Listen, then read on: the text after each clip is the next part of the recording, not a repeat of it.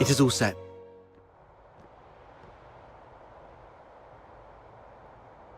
I've squared things with a friend from the inner city. He will send his coach around here tonight. Once Psyche shows up, we'll take her out of town and lay low for a while. Henrik wouldn't dare rob a noble's coach. After that, we'll have to play it by ear. You really have a wide network, don't you? Ha! Gotta make the most of all the crap I've been through these years. But are you sure she'll come? I'm not sure. Anyway, if she doesn't show up, we'll go with plan B. We break into the Hypnos house and confront Henrik. Ha! Sounds like the story of a hero from some pulp novel. But don't get your hopes up. Even if we manage to save Psyche today, she won't last much longer. Remember the thing we saw in the pit? That's her inevitable fate. One thing at a time.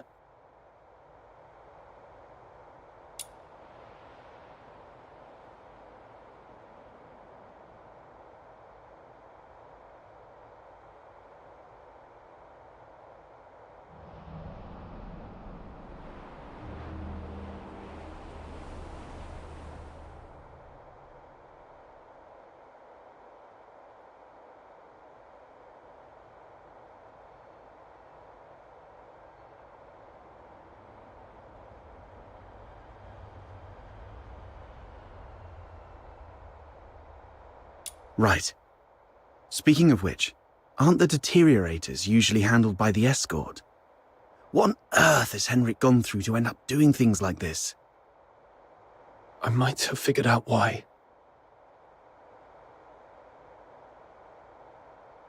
Henrik used to be a doctor, but he shut down his practice for some reason.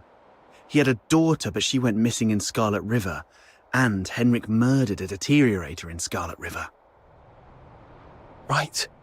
More importantly, these three events happened in the same year, so they must be connected. And the lodgers at the Hypnos house are likely all deteriorators. I see what you're getting at. Henrik's daughter was likely killed in Scarlet River, possibly by a deteriorator, sparking Henrik's deep-seated hatred towards them, which hasn't faded even after so many years. So, he somehow managed to control some of the deteriorators and administer his own brand of justice. That's your conclusion, right? Yes. But regardless of what he's gone through, or what the deteriorators will eventually become, we must...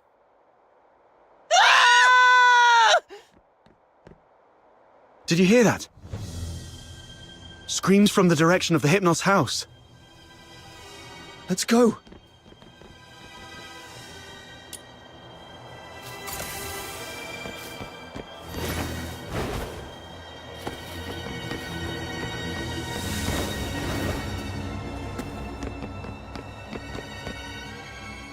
You're finally here! You've no idea how scary it was! Was that you shrieking just now? What happened? I was just keeping watch here as you asked me to, and just like you expected, Psyche came out. I ran to her, ready to take her to you. But she suddenly lunged at me, looking all scary. Lucky I was quick on my feet, but was that really Psyche? She was nothing like her usual self, more like a wild beast. Oh no, the deterioration started.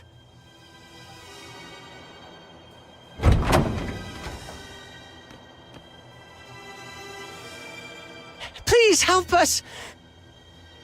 Mr. Henrik is in really bad shape. What? Please help us. Follow me. Over here!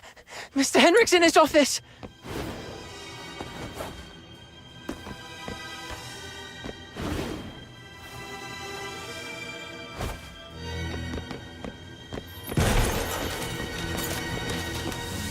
Henrik?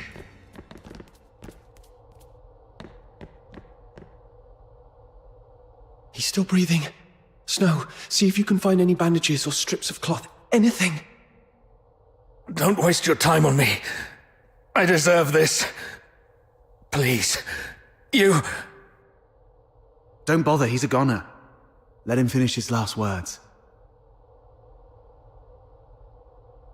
You have to stop Psyche. Stop her. The Hypnos house shelters deteriorators. Those abandoned by fate. Their destined end was supposed to be a cold bullet. Right. In Hyperborea, any Charon showing signs of deterioration will be taken away immediately to prevent them from turning into filthoids. Wait. Are you saying... Their families didn't have the heart to see, so they hoped that I could help end their misery in a decent, gentle way. Just like how I sent away Haley. Are you saying the deteriorator who was killed in Scarlet River was your daughter Haley? You know about that too. That was merely the last desperate struggle of a father in despair. We've been wrong about you all along. We're truly sorry, Mr. Henrik. Do not forgive. I brought them to sleep. This is my unforgivable sin. Then what happened to Psyche? I tried with the Crystallo of Stella, but still couldn't avert deterioration. I was supposed to let her go, like all the others. But that child was so special. She knew what was coming, yet she's always worn a smile. For months, she shone like a ray of sunlight in this God-forsaken place. Just like my Haley. I'm old. I couldn't do it again. So, in your hesitation, you missed the last window. Psyche lost her mind, attacked you, and ran away. How come... I can't believe all this. Your demons. You can stop that child. She has such a gentle soul. Hurting others is the last thing she'd want. Please. Save Psyche. Save my Haley.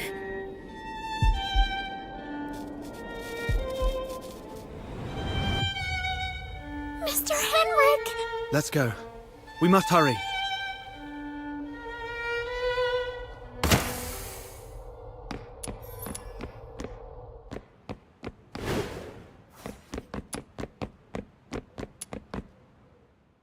Stopping a deteriorator won't be an easy task. Make sure you're well prepared before heading out of the city to look for Psyche.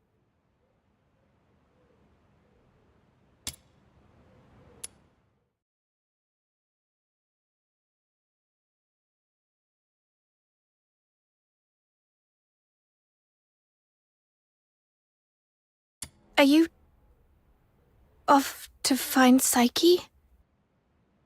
Please take this with you. Psyche often gave us flowers. Even though some of us can barely smell or see them clearly anymore, she kept doing it, saying flowers bring good luck.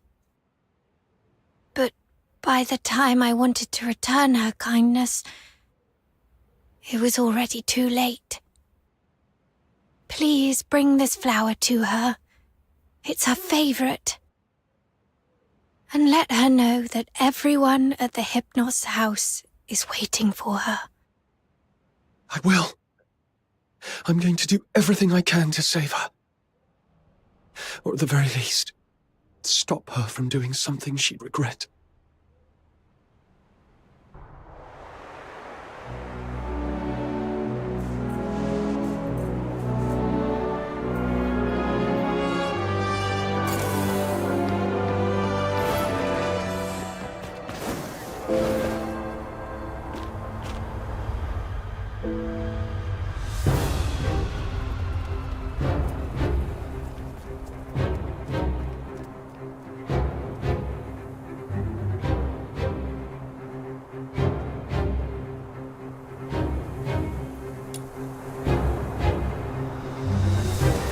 That young lady just swooshed by.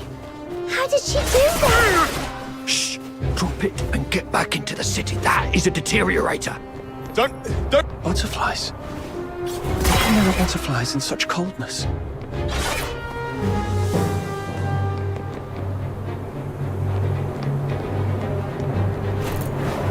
These filthoids are half dead, probably defeated by Psyche.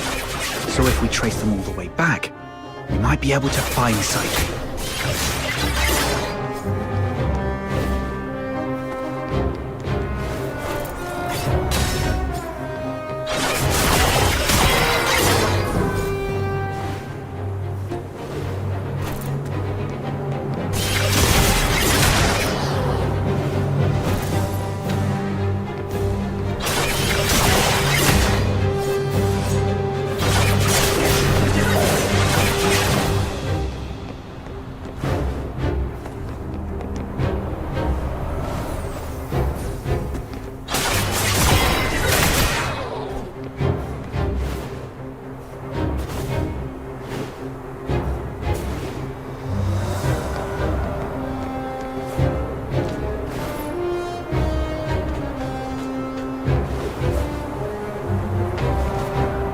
It's okay.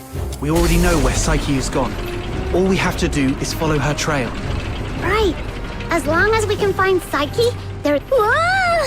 The wind's gonna blow me away! Stay behind us, Snow. We'll make our move when it calms a little. And if the wind gets strong, we can stay behind the rocks to take a little break. Don't rush in.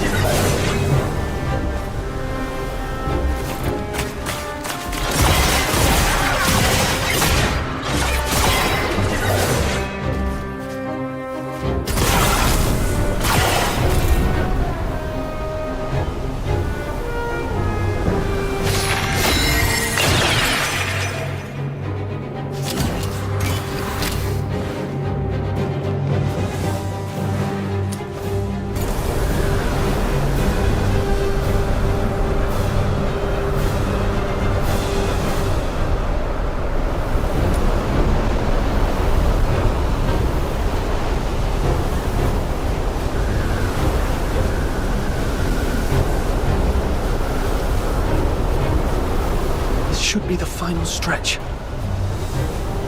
Psyche, wait for me. I'm bringing you...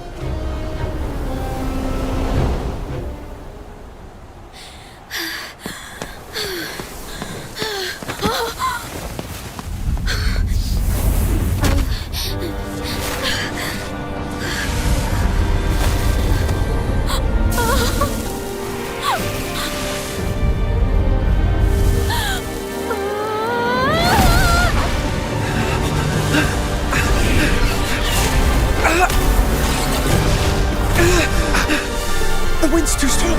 Can't get any closer. It's dangerous! Stay back here! Damn it, we're doomed if this keeps up. She's lost her mind! Be ready to fight!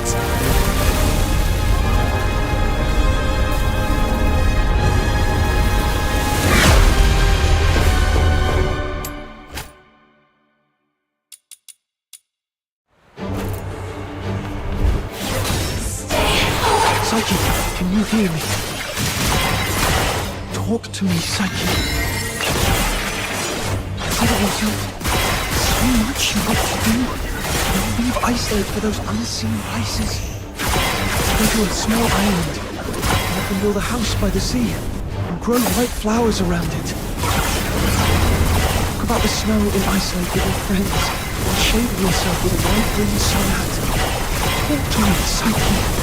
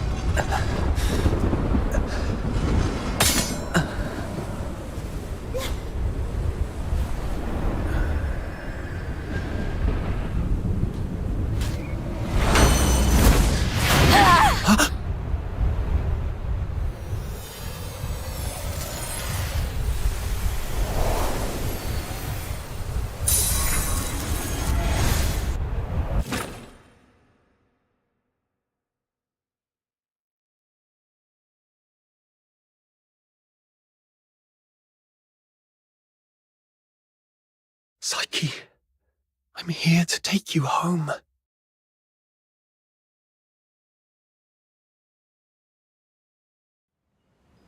Is this my home?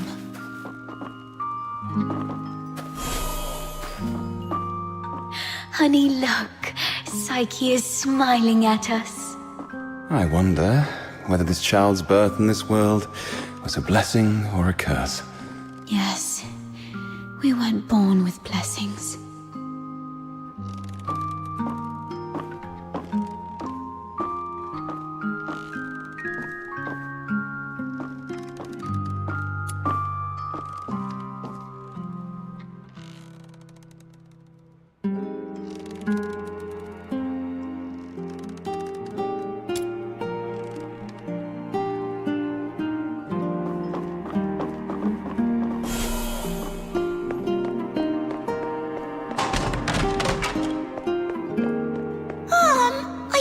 Psyche, I'd bring her home today to play with blocks.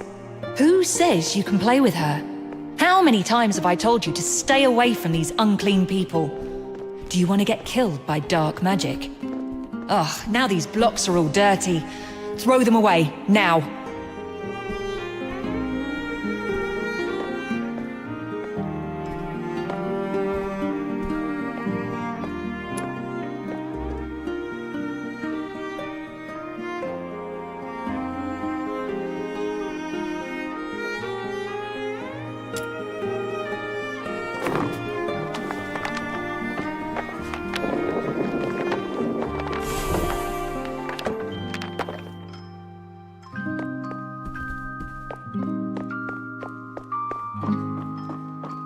day, feeling wronged and confused. I bathed all night and— Please, sir, you've got it all wrong. My daughter is a good girl. She knows better than to steal a necklace and hide it in a flower pot. Save it. Is there even one Charon kid who isn't light-fingered? All right, if she's so innocent, she can prove it. Just smash all the flower pots here. That'll clear things up. It's all because we are demons' children.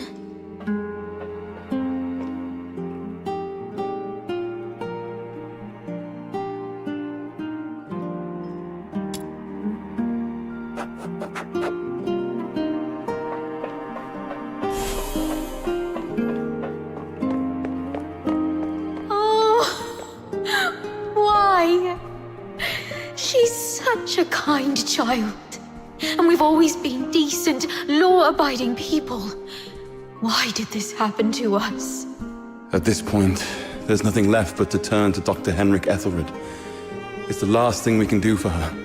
Mom, Dad, I'm sorry.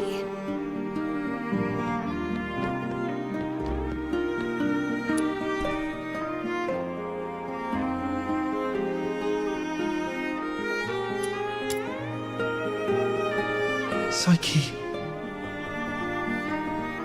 Can you hear me? Talk to me, Psyche. Is someone calling out my name? Are they trying to tell me not to fall asleep like this?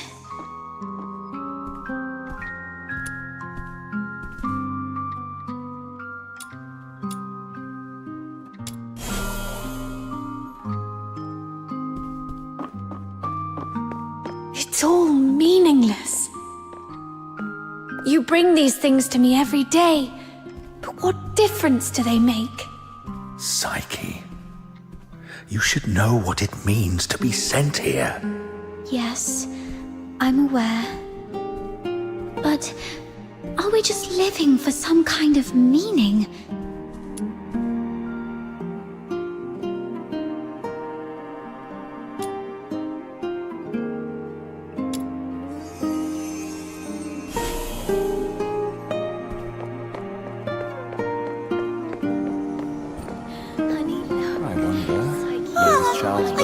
Who says you can play with her? How many times have I told you to?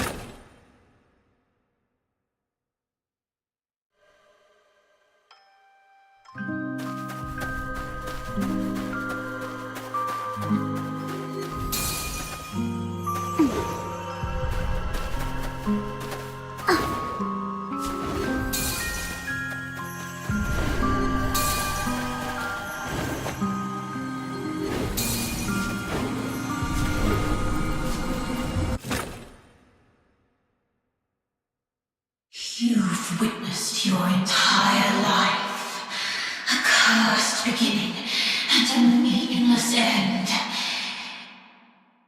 It's all meaningless. How you've always appeased others with a fake smile. Are you really that selfless?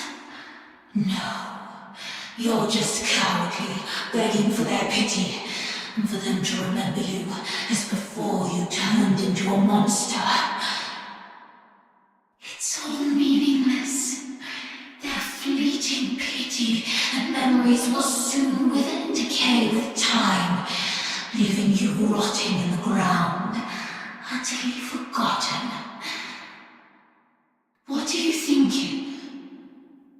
What are you furious about? I see. You crave to vanquish me.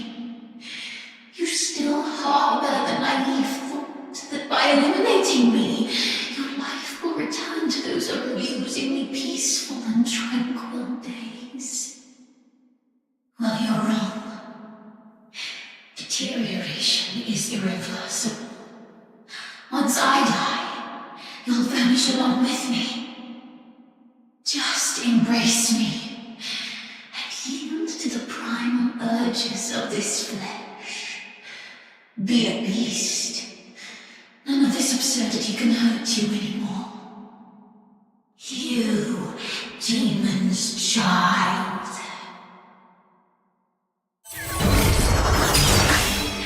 Just to be a beast, demon's child. After fighting alongside you, I have no regrets.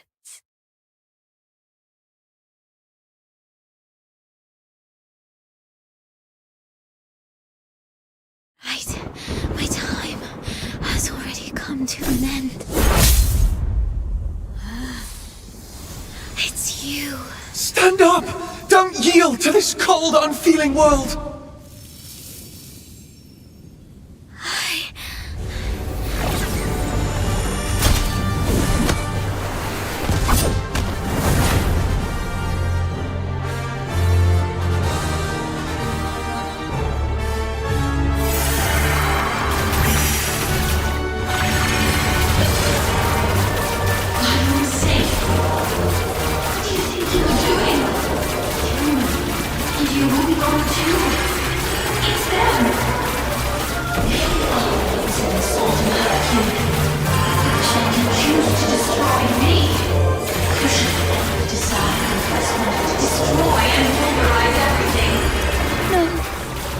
This is not right. As I remember. Psyche, pinky promise. We'll be best friends for life. I'll remember that you lived in this world. We'll wait for your return.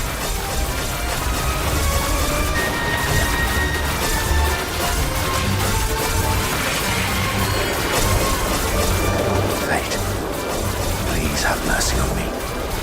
Let me help her fulfill this wish.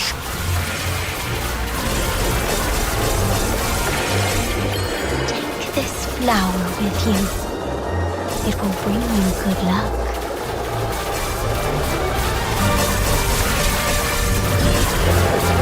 Go to a small island where you can build a house by the sea and grow white flowers around it.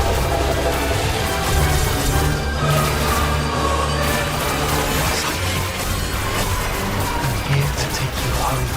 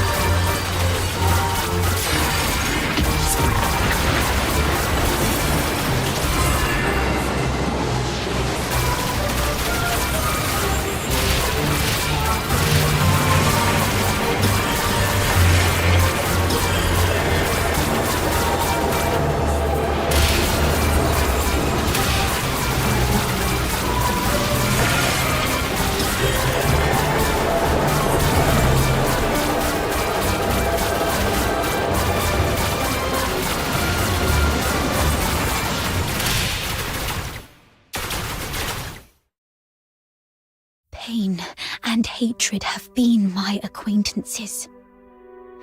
They've wearied and aggrieved me. Yet, I find joy in having existed in this world. This is my choice.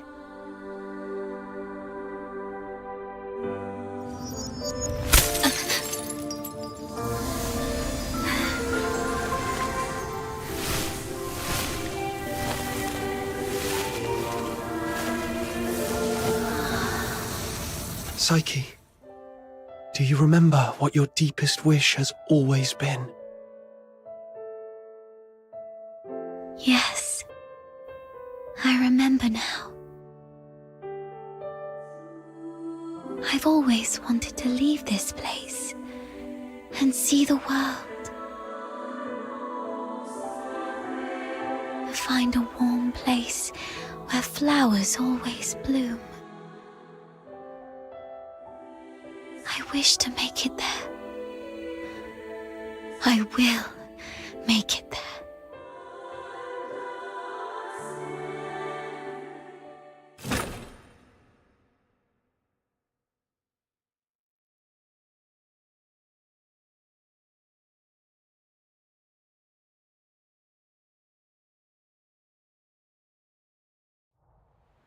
Psyche, I'm here to take you home.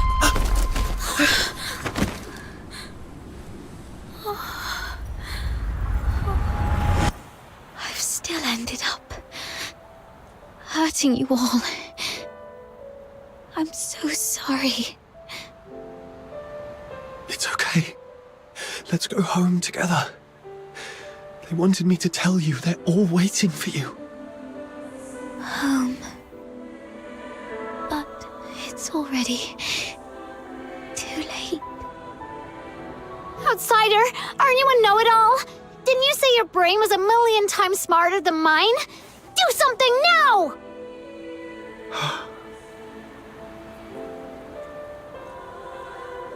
It's too late. She's fatally wounded. She won't make it, even as a filthoid. What? Little minion, did you really have to hit her that hard? No. It wasn't him. It was me. I killed myself. I can't. And I don't want to live like this.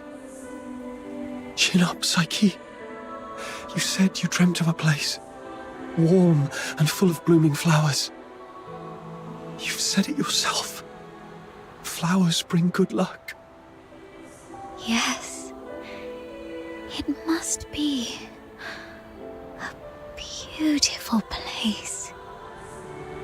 No, don't just take my word for it. You have to see it for yourself. Do you know why I love flowers?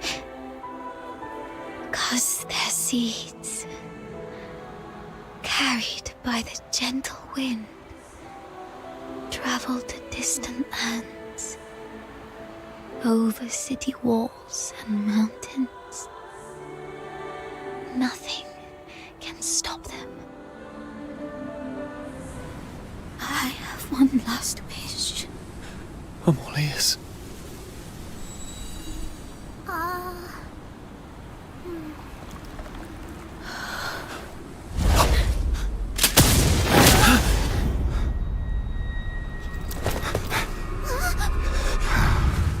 Target missed. Unable to confirm status of target or hostage from this range.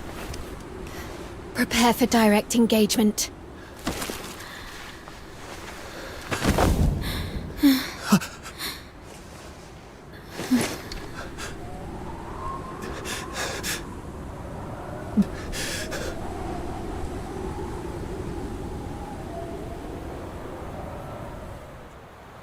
Mom, the deteriorator.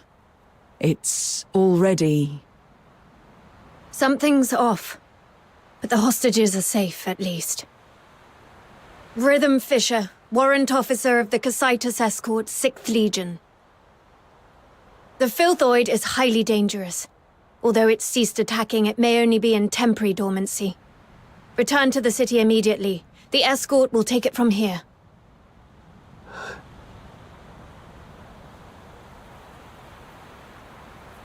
No need, Mum.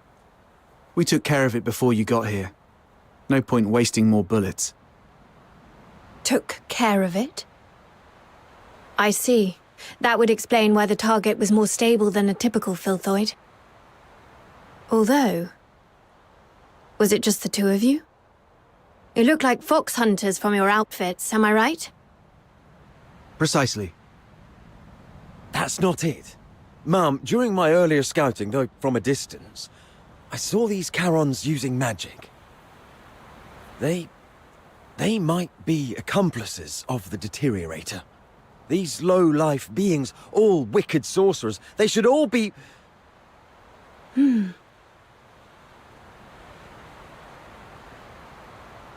I'm not saying... I was just referring to them, Mum. I'm not saying that all Charons are... Anyway, I didn't mean anything by it. Punishing the guilty shouldn't affect the innocent. We appreciate your support of the Legion. Please, come with us to the Security Bureau. We shall offer you handsome rewards. Dispose of the deteriorator ASAP to avert public alarm. Don't touch her.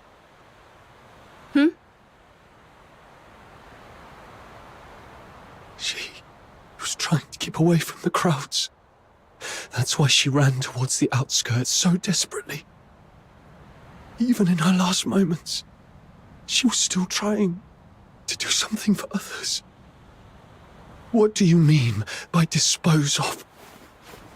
How could you even...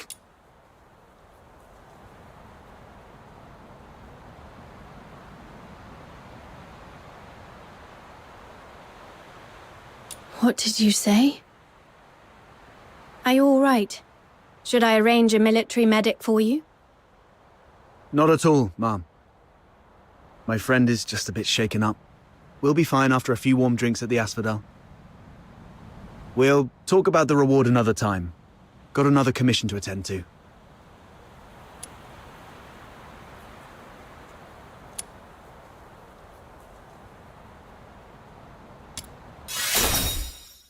She was not a filthoid or some trash for you to dispose of.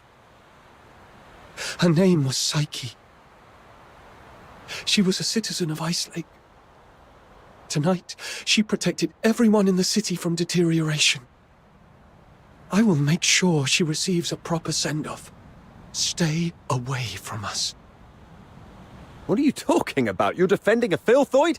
Mum, this one-eyed brat is highly suspicious. Might need a thorough interrogation. That's unnecessary. In Charon tradition, we don't bury the deceased. Instead, we set them adrift on water, believing it carries their souls to the eternal misty sea. Let's move on. I'll explain the situation to the higher-ups.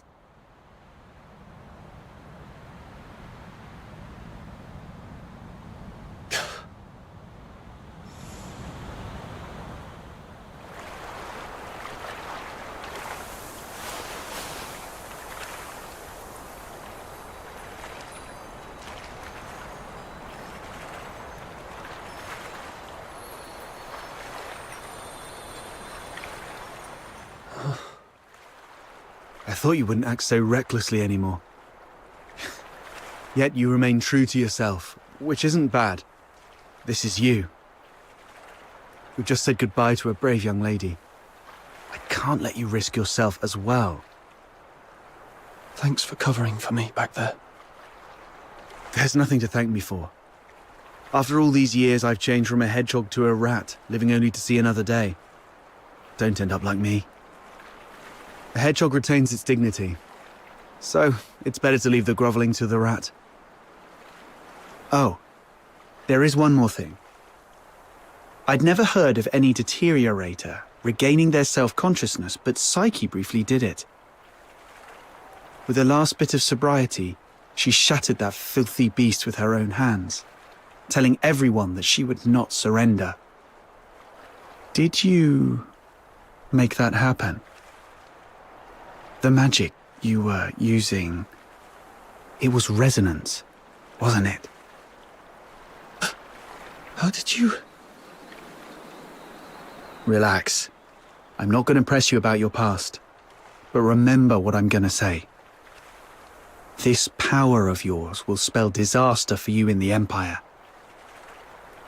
I remember the last person who had this kind of power plunged the whole Empire into bloodshed and chaos, and their end was utterly miserable. They ended up swinging from the gallows in the Square of Dysmania. So, just use your power with utmost caution. All right. It's okay to let it out, man. The wind here is so strong, I can't hear a thing. Even if I hear some noise, it's just the sparrows chirping.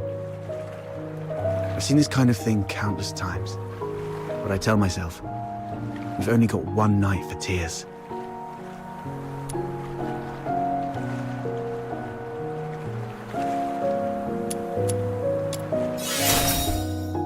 Anyway, pull yourself together. That girl would surely wish you to face tomorrow with a smile. Even if we were once deceived by this world.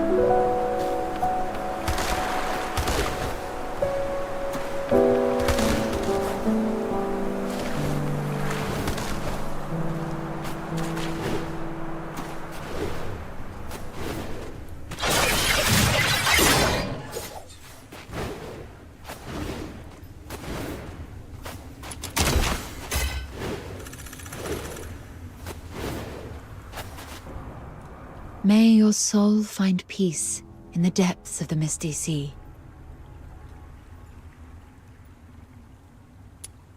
You have come, child. Please, wait while I complete this final rite.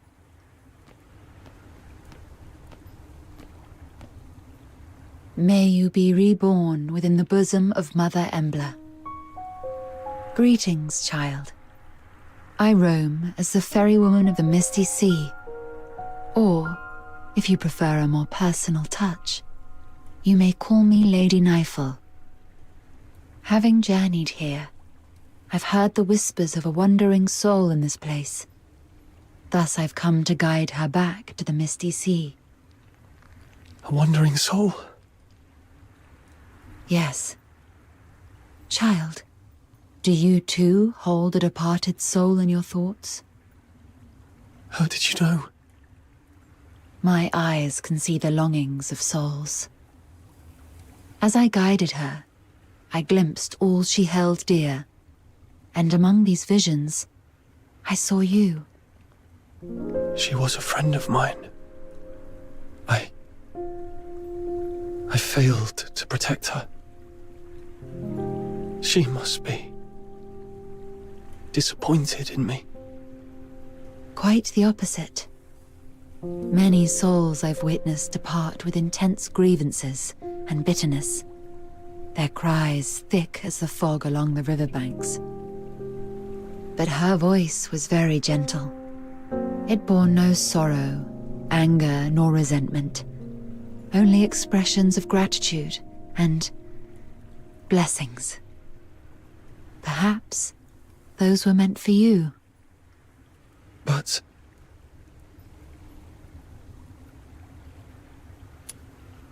child, I have lived long and bid farewell to countless souls, and I've heard such words time and again. Just as plants succumb to wildfires and bugs perish in storms, impermanence is a part of life. Sooner or later, death touches us all. Rather than cursing fate's indifference and cruelty, or lamenting our frailty, we can choose to cherish the memories we hold dear. After all, if death is the inevitable, then every moment alive is a miracle that defies the odds, isn't it? I believe that the gentle soul who journeyed to the misty sea would also wish that when you recall your time together, you'd find yourself smiling, not crying with grief. The misty sea is the cradle and resting place of life for Charons. Souls of the deceased return there, and the living emerge from it. Life flowing in endless cycles. If that's the case...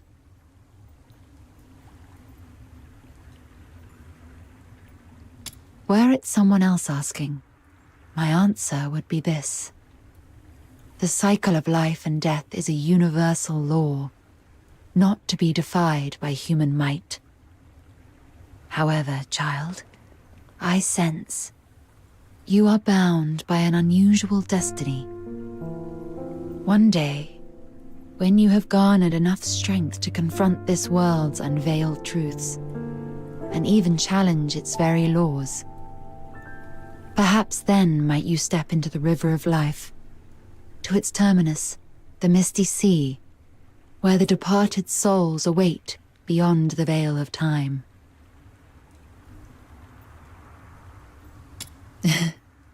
I am merely an observer by the riverbank.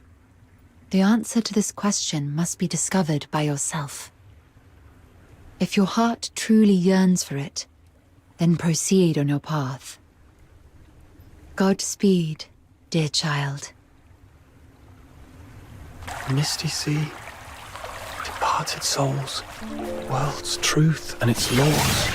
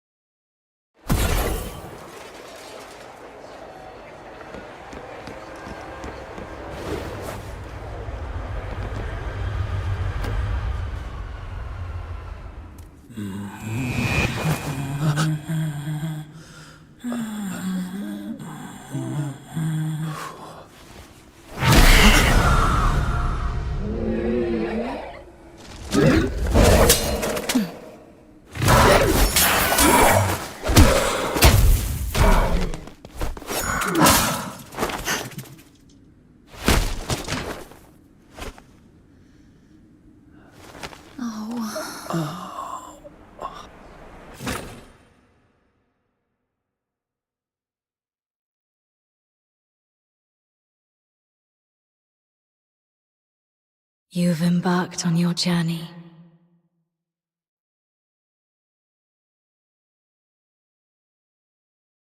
Perhaps you've explored new places and have met new friends. You seem sad. Yes. I had a sad dream. Well, I'm not sure if it was a dream. I feel like I've lost something important. Trying hard to hold on to something, yet it slips away like sand through our fingers. Time and life, it's all like this. To be born is to be destroyed. To meet is to part ways. The only thing that ever lasts in this world is oblivion.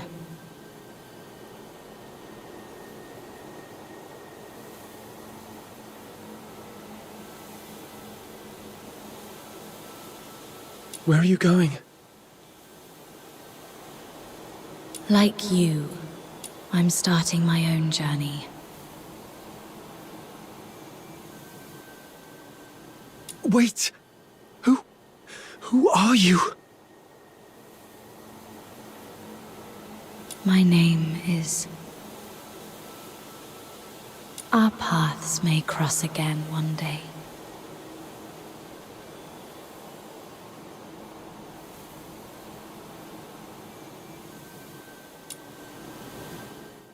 Once again, in the collapsing dream, that voice whispered through the wind. Only this time, I finally made it out. Like tree roots eagerly absorbing every drop of water, I endeavored to engrave that name in my mind. That name is...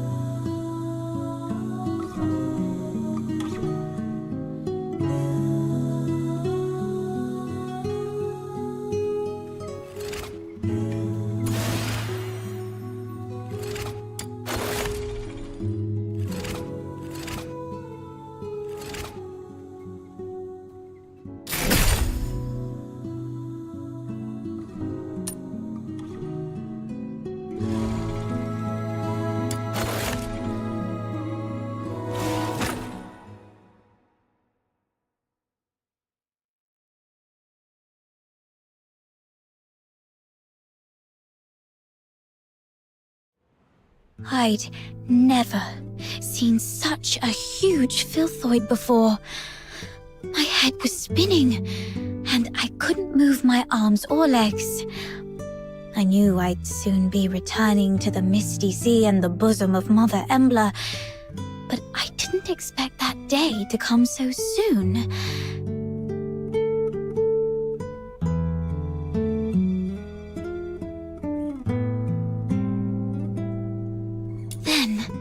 He suddenly charged forward.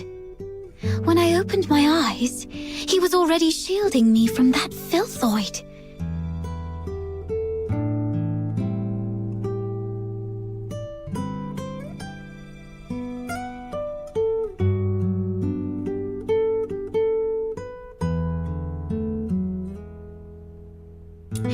He wasn't exactly strong, but he bravely stared down the filthoid, not backing down an inch.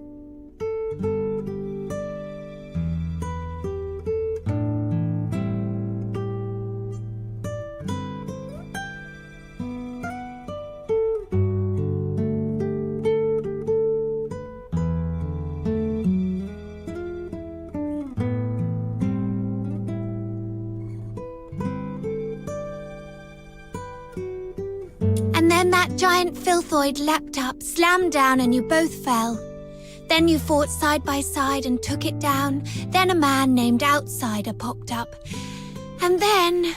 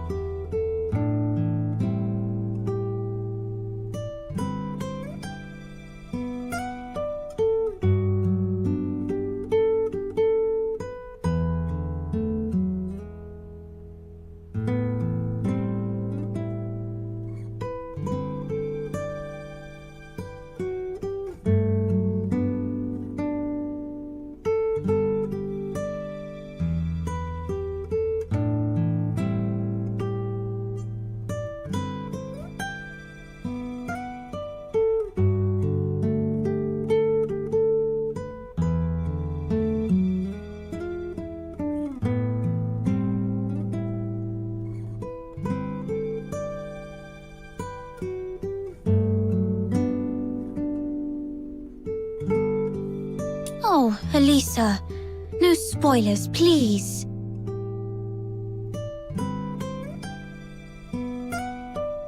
You've told your Glevum Pit adventure 3 times already. I wish I had a coin for every time you told that story. Well, I haven't told Fred yet, so, right, that's what happened in the pit. Oh, you must really like your new friend Psyche. Because you're especially talkative today. Not that you're ever really quiet. Am I? I've indeed never heard this story before. Let Psyche finish. All right. Now, where was I? Oh, Elisa already finished the second half for me. Oh, I just thought of something I haven't told you guys. That person isn't from around here, but from a place far beyond Hyperborea. A small island to the south. He told me there's golden sand and white rosemary on that island. And the sea, it's as big as 100 lamenting lakes put together. There is also a giant heaven tree there. But unlike the one in Ice Lake, the breeze through the treetops is warm. Sailors use the heaven tree as a beacon at sea. See? Warm breezes. A heaven tree that's not just cold foxica in factories, but a beacon for sailors. Has that person ever stood under the heaven tree? From there, does the heaven tree look sparkling and magnificent? Like in the songs by those wandering bards. About the sand you mentioned just now. I've heard that the sand by the sea is soft and smooth, and stepping on it feels like stepping on flour, not at all rough on the feet. And the sand is also very clean because of the waves, so it doesn't dirty your feet, right? He didn't mention any of this. I'll ask for you all next time. What's the point in knowing all this when we can't even leave Ice Lake? That's true. No, it's not like that. Think of it this way. Hunt shares tales of the fox hunter's adventures, and Mia tells us about all kinds of fish hiding beneath the ice of the lamenting lake. Carolina gives us a fascinating glimpse into the novel lives of the ladies in the inner city. Elisa offers unique takes on old fairy tales, and Fred shares clever cleaning tricks. Even if we don't get to experience all this firsthand, it's still wonderful to hear them from those who did. Oh, it's really cool to learn so much when our lives are about to end, so we can take all this knowledge straight to the grave. Don't you find that ironically cruel? You do have a point. But I still feel there's more to it. I know my days are numbered. There's no denying that. But if I just sit here doing nothing, simply waiting for that day to come, then I couldn't forgive myself, even in the grave. So I tend flowers, read, go on adventures, and share stories with everyone. I always feel that I should busy myself with something, anything. Perhaps then, when that day comes, I'll have fewer regrets. But I didn't mean to upset you, Elisa. I'm sorry. I'll try to keep my mouth shut from now on. Huh? But, Psyche, you're the only one willing to talk to me ever since Hunt left. Don't worry about it. I was just speaking off the cuff. I'd actually miss your chatter if it was gone. Okay. I'm glad you're not upset, Elisa. Next time you see that person, could you ask about the golden sand for me? And about the heaven tree? Sure. I'll keep all this in mind. I'll ask for you next time I see him.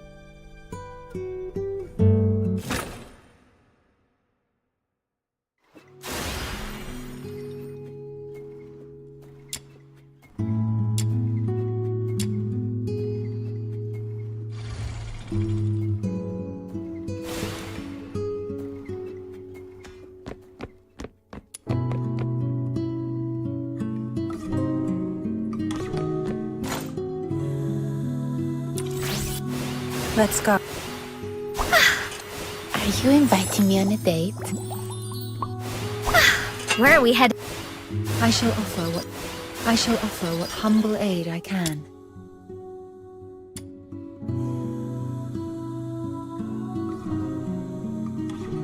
This is quite a delicate...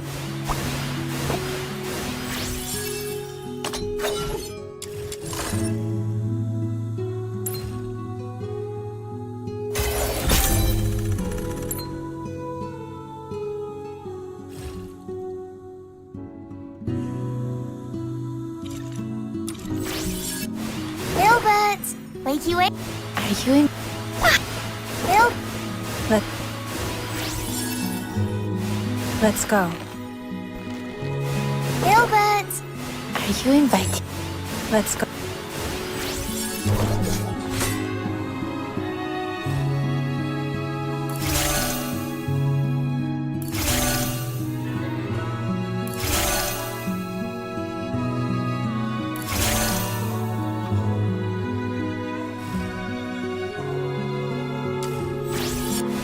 Let's go.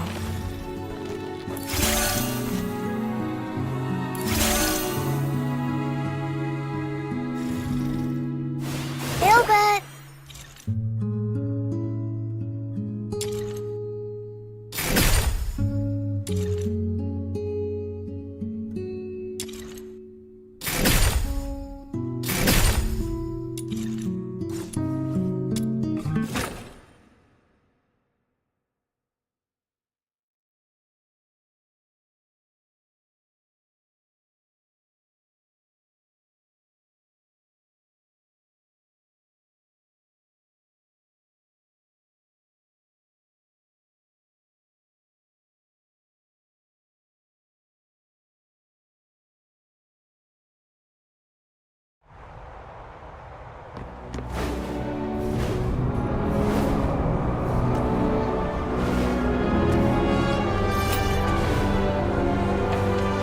How boring.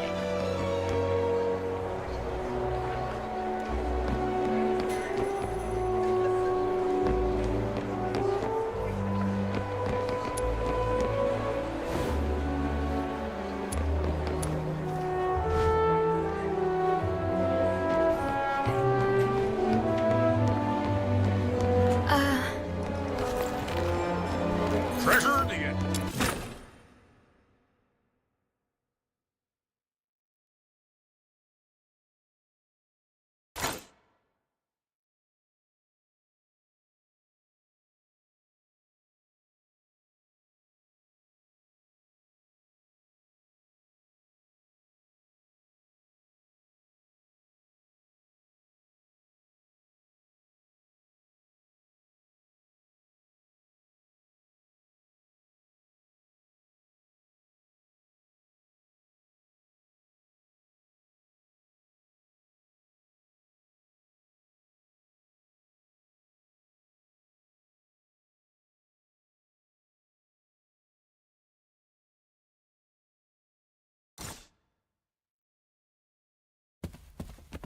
Such wretchedness would surely draw heaven's own tears.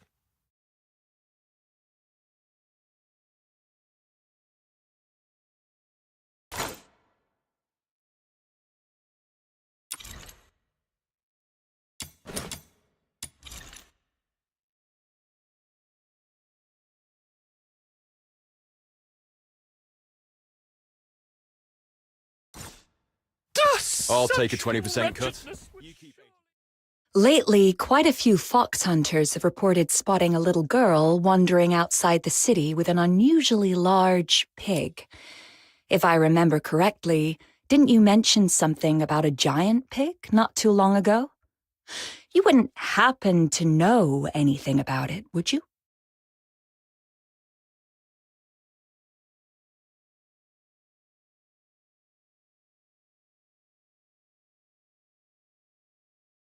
Yeah, her name is Truffle, and the giant pig is her best friend Filbert.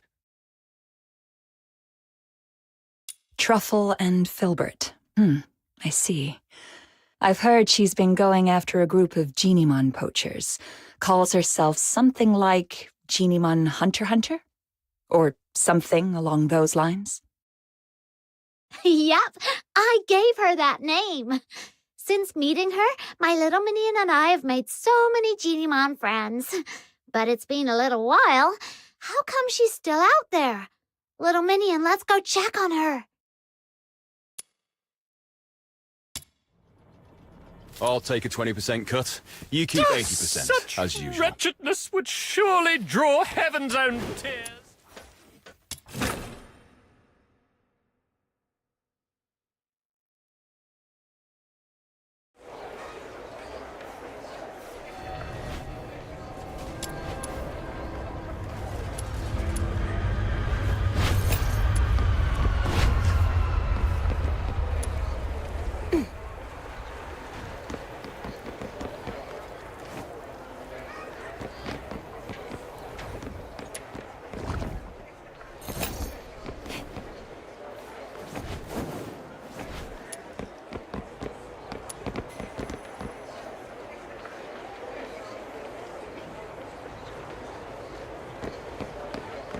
Treasure the intel, never miss the thrill.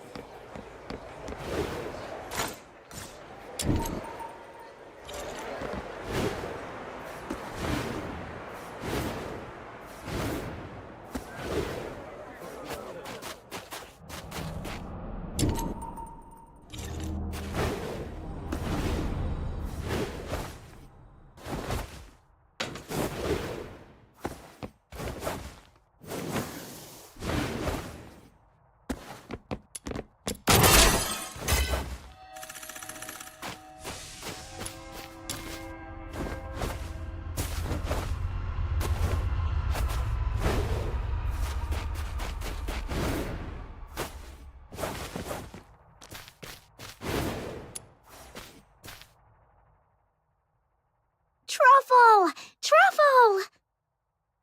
Oh, hi, Snow. And you, sir. Long time no see. Yeah, it's been a while. We thought you'd be back home already, but then we heard you were still hanging around outside Ice Lake, so we came to see you. Oh, thank you for worrying about me. Actually, I found out that the Genimon Hunter's hideout is probably in Ice Lake, so I was trying to get in. But the guards at the city gate are so mean. The moment I get close, they freak out and start yipping travel permits like startled puppies. So I've just been hanging around here, keeping watch on those bad guys. But I can't stay here forever. Sounds like if they don't learn their lesson completely, they'll surely go back to their old tricks once you leave. I've got an idea to get you into the city, but it'll require a little bit of acting on your part. Oh, that was fast, little minion. What is it?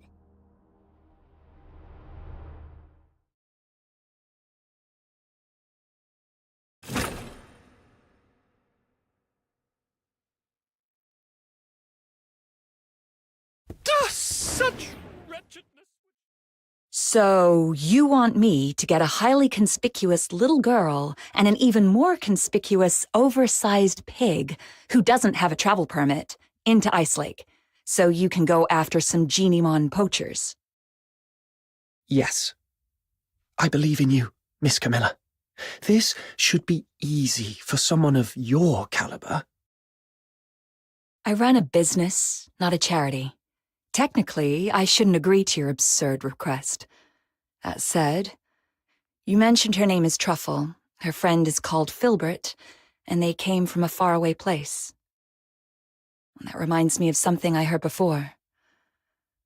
I suppose I could do her a favor, but once she's in the city, I can't vouch for her safety.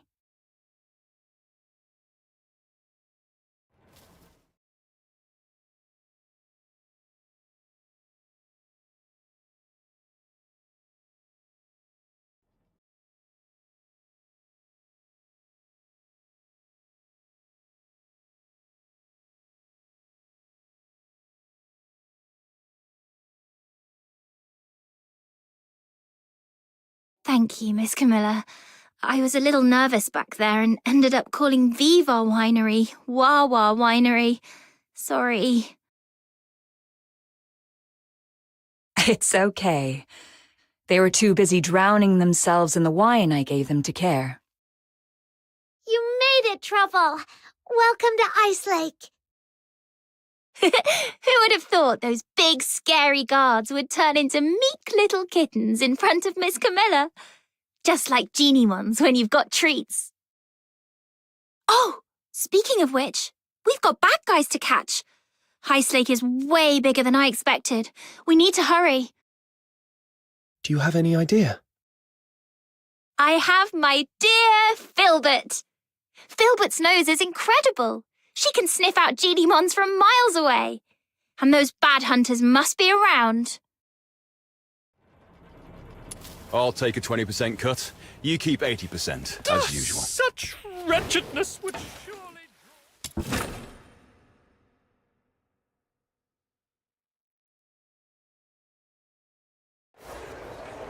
All right, let's go higher. The scent spreads farther up there.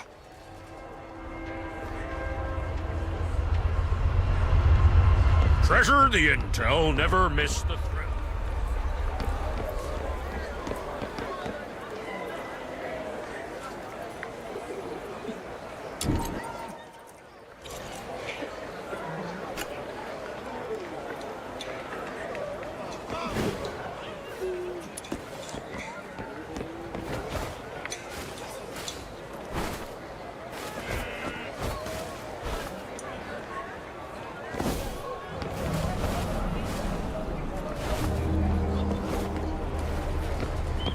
Oh, Filbert's onto something. Over there. This should be the place. Strange. I don't see any genie mons, but...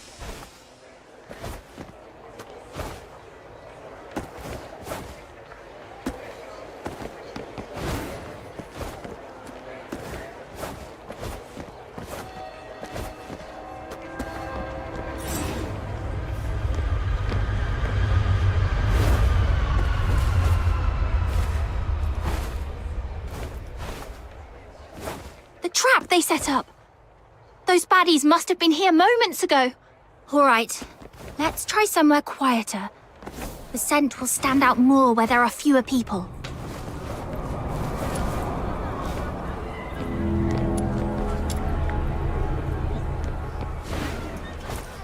This way. Careful, sir. It's slippery here.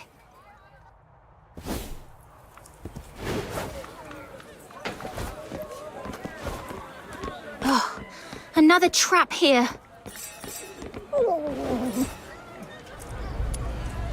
It's okay, Filbert. Let's try another spot.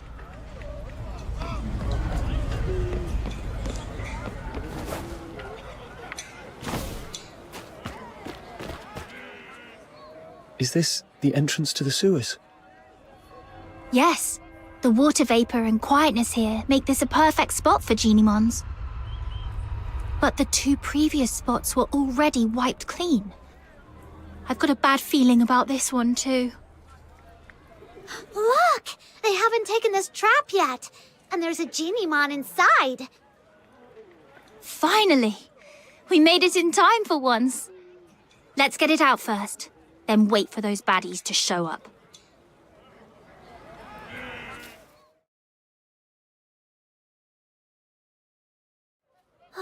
Don't be scared, little one.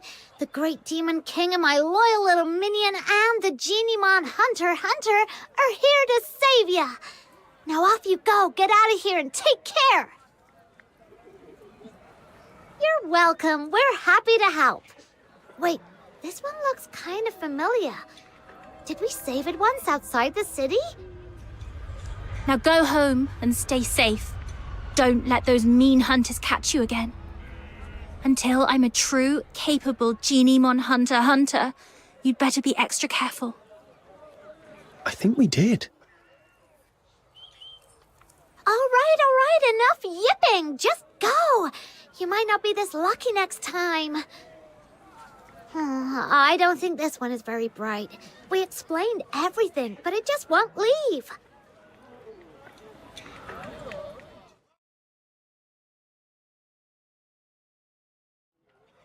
Wait, did it just slip back into the trap?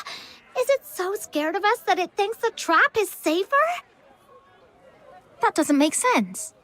We rescued it, and we didn't do anything bad to it. Genimons might not talk, but they can tell good from bad. Let me think. Has Filbert ever done something that didn't make sense to me at first? There was that one time she insisted on going into a valley that looked barren. Turns out she'd sniffed out a hidden patch of berries deep inside. Then there was the time she wouldn't budge from a flower shop until I bought some flowers, just so she could eat them in one bite. And that other time, when she suddenly took off sprinting straight up a hill without looking back at me for once. Then I realized there was a snake in the grass, and she was leading it away. Every time she acted strange, it was because of something really important to her. What's important to a Genimon? Food? And perhaps... They're friends! Friends? That's it. If I'm right, those Genimon hunters must be hiding in the sewers. This Genimon can smell the scent of its captured friends from here. That's why it won't leave. That makes so much sense. In that case, we can wait right here. And as long as those bad hunters show up, we can follow them and teach them a good lesson. So, is this Genimon smart or dumb? I mean, it's got the brains to want us to save its friends, but it also just walked right back into a trap. Maybe it did that on purpose. That way, we can just follow the bad guys who come to collect the trapped Genimon to their hideout. Oh, really? That's... Oh, not bad. Looks like we caught another one. It's the Genimon hunters. Quick, hide. Got it. Ugh, I really want to punch him. Let's just take notes for now and settle the score with them later. I thought we'd already captured all the Genimons in Ice Lake, but looks like we scored another one. We still need to head out of the city. That's where the real haul is. But that pig-riding brat is always out there messing with us. Don't worry, she'll leave. No way she's gonna camp out there forever. Right, with the cold and the filthoids, I bet she'll be crying her way home in a day or two. Yeah, she better be. They're slipping back into the sewers. Come on, let's go! Shh, keep it down. If we give ourselves away, that Genimon we just saved would probably call you an idiot in its Genimon language.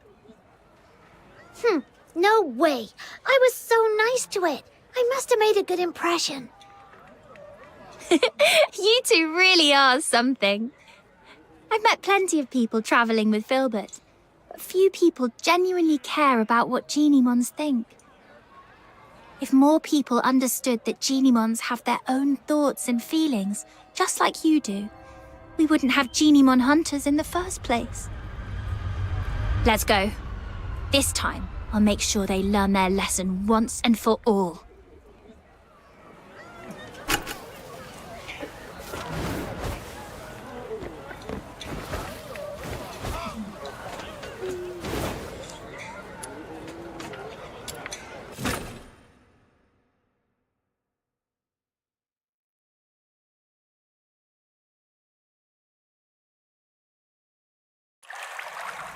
I didn't realize there would be so many tunnels in the sewers.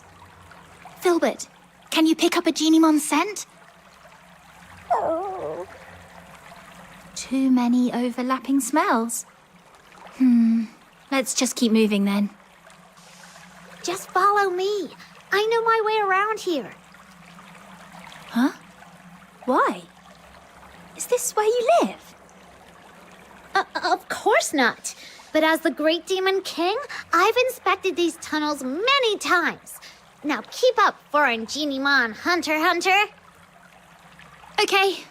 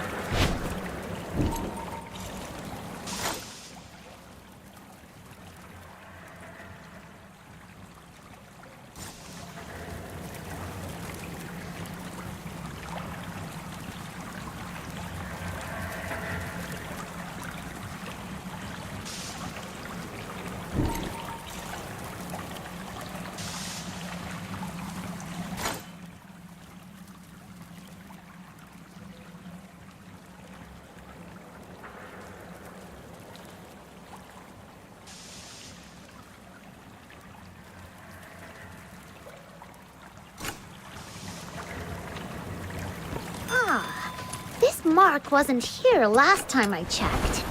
Looks like something the Genimon we just saved might have left behind. Let's follow it.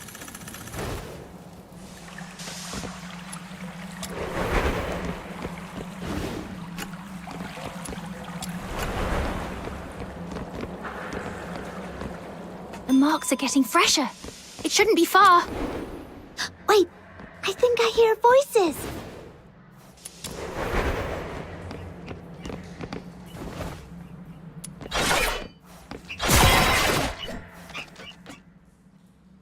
We hit the jackpot, you know. This one's special. It's called Panimon, and they say it's the smartest, rarest, and the original form of all Genimon.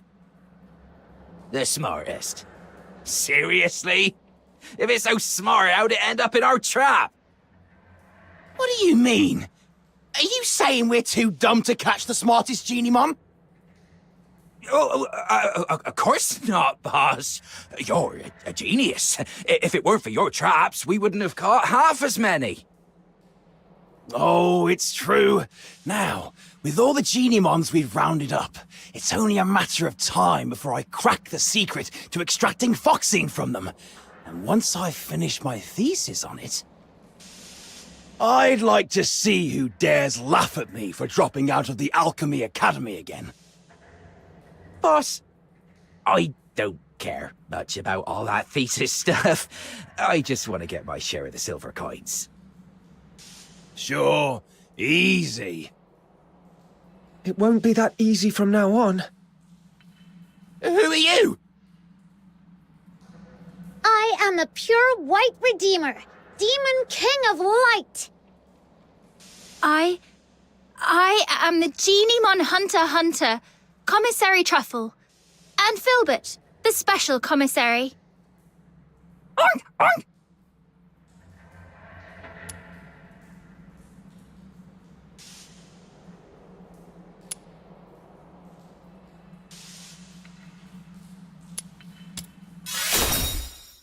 Oh, I get it. You're performers from the Gallia Theatre. That's not it. Let the Genimons go, or Filbert will knock you flying.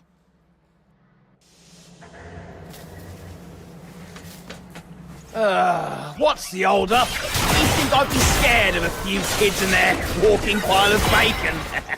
You take that back. Apologize to Filbert, now. What?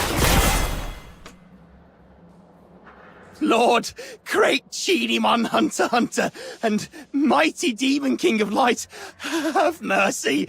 We're sorry. We'll leave the Genimons alone. Well, no need to be so terrified. As long as you promise you'll never lay a hand on Genimons again, Filbert and I won't hurt you. I promise. I swear. Same here, and I'll keep an eye on Boss. If he so much as thinks about catching another Genie-mon, I'll turn him in myself. All right, then. But you also owe them an apology. I'm truly sorry. I let greed get the best of me. I wanted to study Genie-mons, but I couldn't even write a proper research paper. That's why I turned to this. Go ahead. Take your revenge. Hunt me like I did you. Well, you do seem genuinely sorry. We'll believe you for now. All right, Sir, Snow, what should we do with the Genie-mons? There are so many of them. It'd be impossible to sneak them out of Ice Lake. But we can't just release them here. There's no steady source of Foxine energy for them to survive. How can this be? Are you saying that even though we saved them from the poachers, we still can't make sure they all survive? That's right. Unless we can get enough Foxine for all of them. That would require every household in Ice Lake to chip in at least one piece. But most people are afraid of Genie-mons. There's no way they'd agree to help. We need a plan. I haven't seen it yet, but just thinking about it, I'm getting goosebumps already. Truffle, back in your hometown, are people scared of Filbert?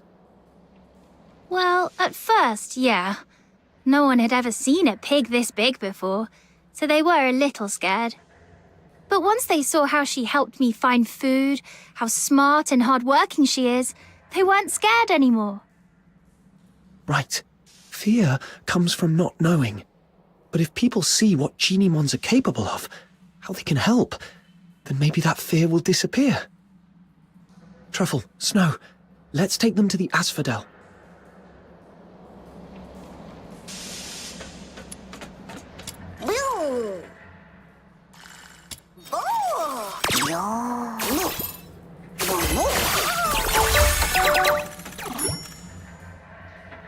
All right. Filbert, sit down. Let's load them onto your back and take them all in one trip. Huh? We're going to Camilla again? She's totally gonna wear a big frown and act like she doesn't want to get involved, then come up with a perfect idea to help us. I'll help too. Me too! Huh? You're not coming with us? Panemon usually keeps its distance from people. It probably just showed up to get you to help free the other Genie-mons. I see. All right. Take care, Panemon.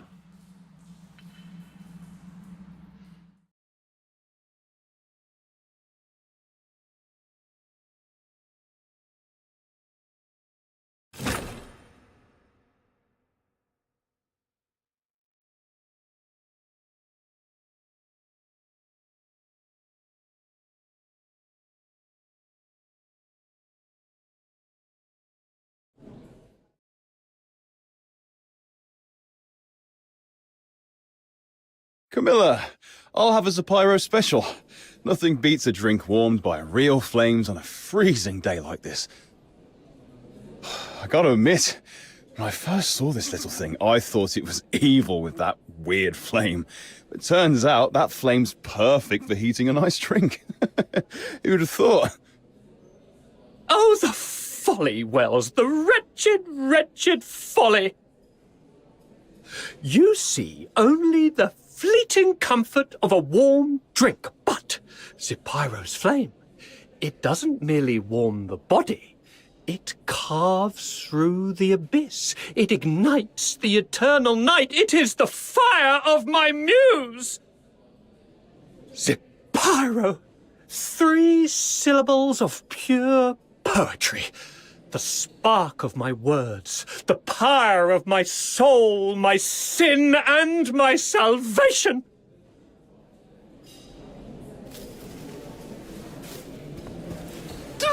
I'll take a 20% cut. You keep 80%, as usual.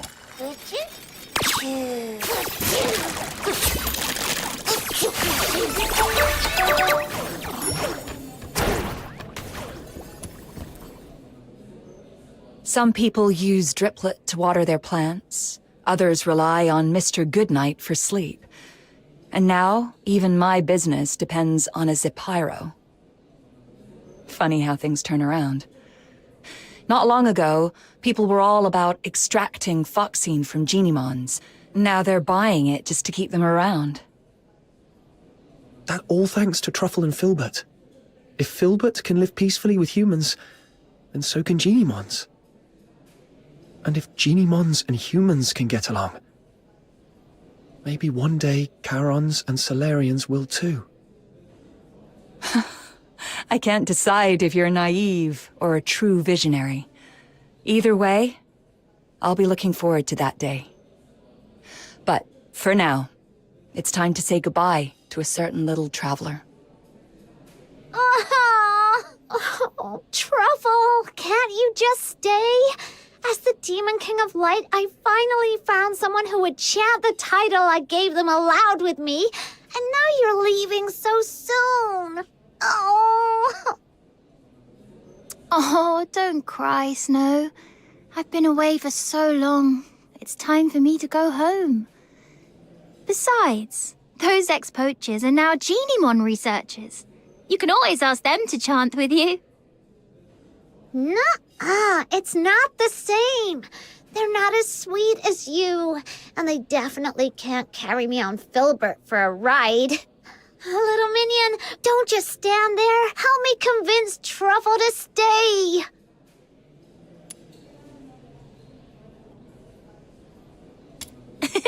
I'll be back to visit, I promise. And let me secretly tell you something. The faraway place I'm returning to is actually the Elysian Church.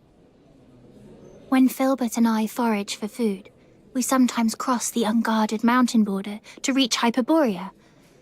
At first, I was a little scared. After all, the Church and the Empire have always been at war. But after meeting you, I'm not scared anymore. Because if you can find a way for Genimons and humans to become friends, then I believe one day you'll also figure out how to make Charons and Solars friends, and maybe even the Empire and the Church too.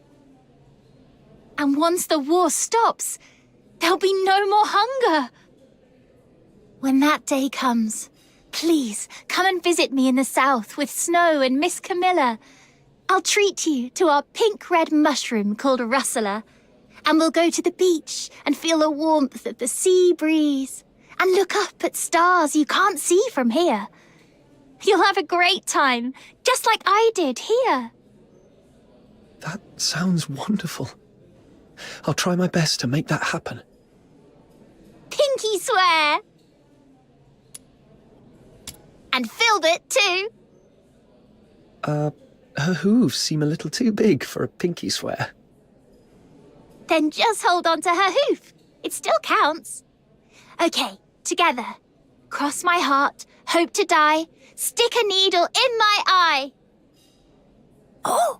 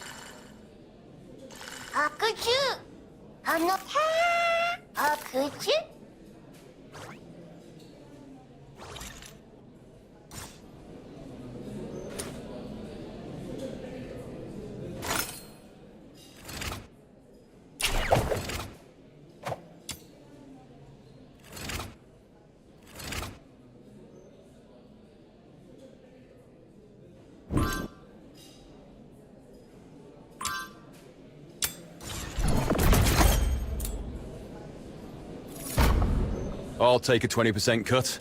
You keep 80%.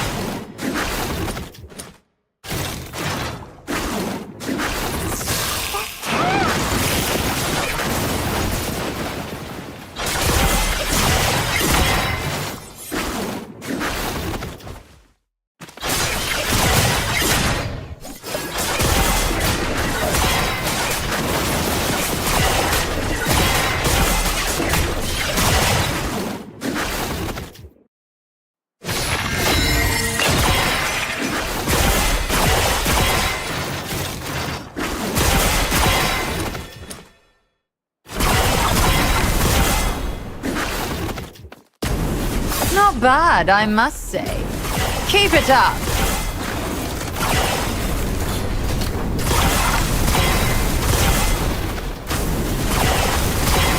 Tremble!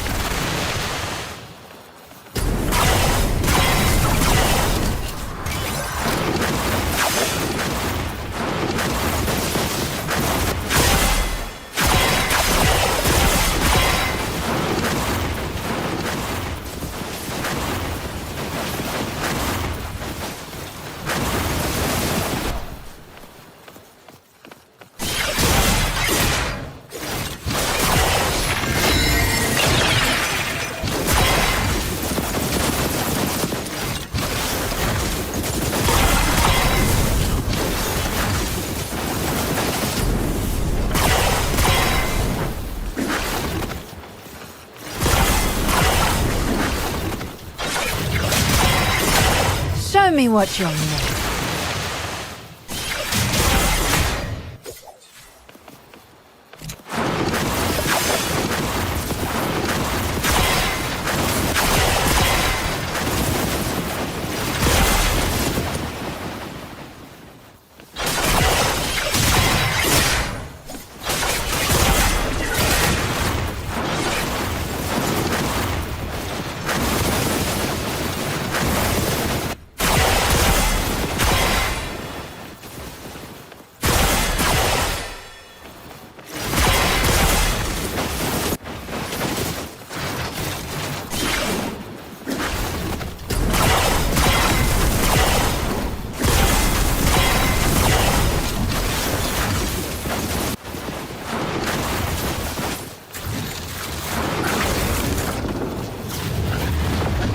Don't think you can get away.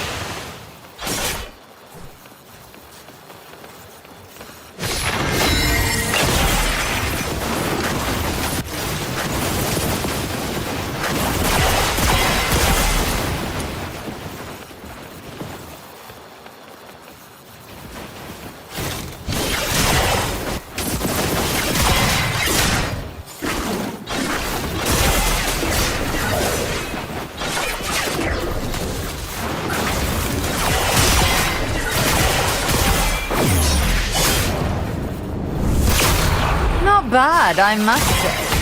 Keep it up.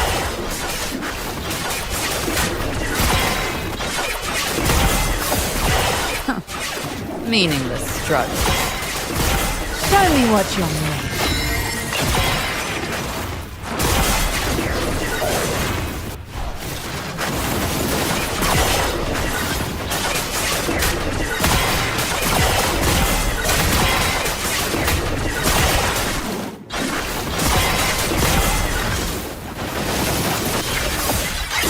Time to end this farce.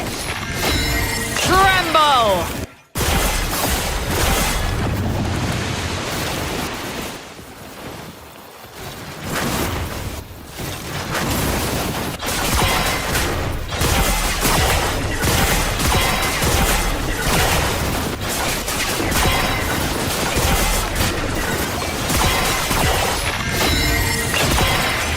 Show me what you're made.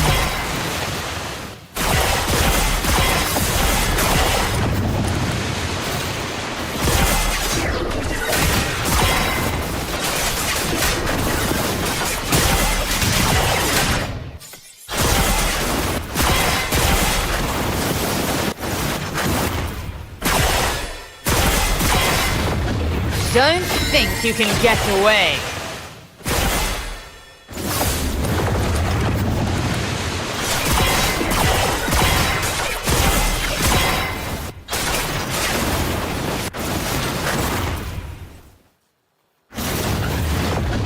Tremble!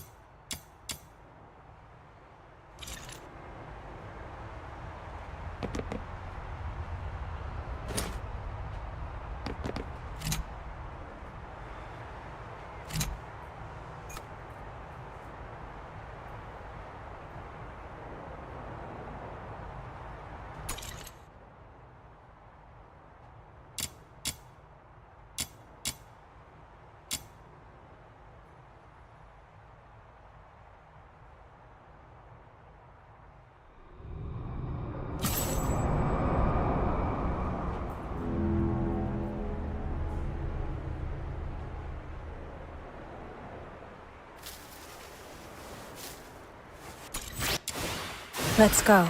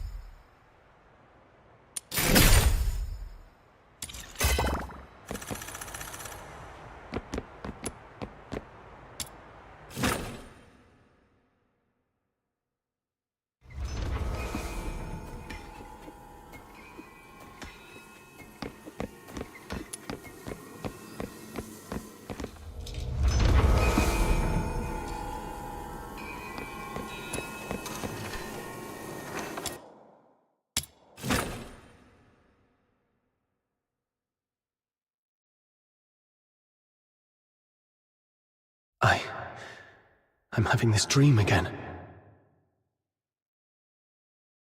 That giant beast blocked your path, its grip tightening around your throat. Your body shakes as you suffocate, sharp pains triggering the deepest desire within your soul. That voice again.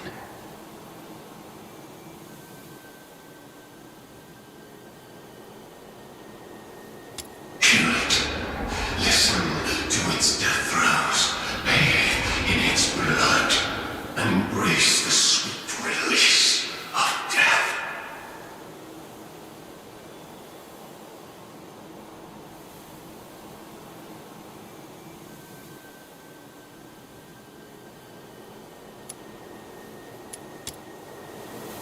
Anyway, I must get out of here and get rid of these terrible thoughts that cling to me like a plague.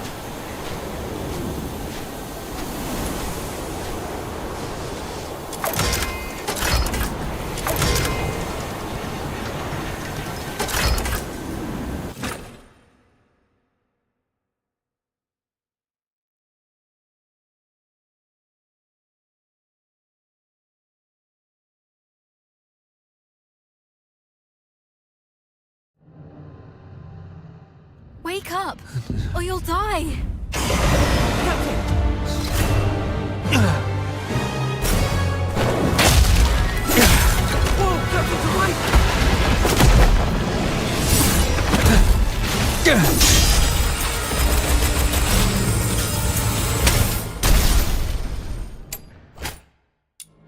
Captain, you're finally back with us! That filthoid is on its last breath. Keep it up and finish it! Urian, retreat to the rear with me. Your wound is opening up again. Trust him.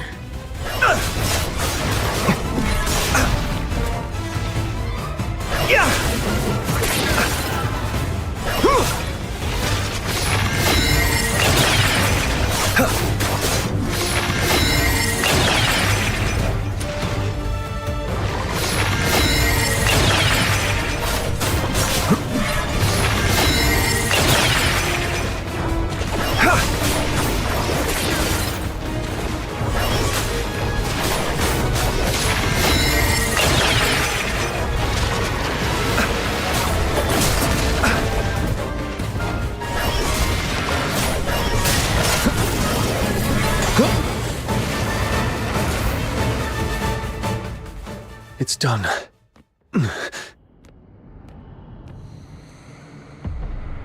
Your hands are drenched in white slimy filth. Uncertain whether it's the filthoid secretions or its innards. Yet a sudden joy tingles through your soul, bringing an inexplicable elation.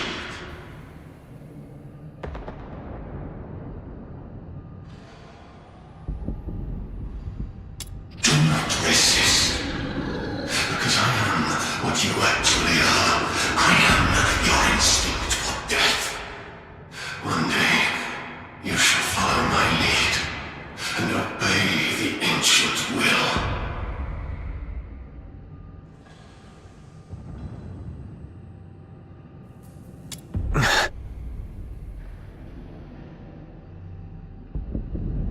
That annoying voice has finally stopped. I should go check on the others.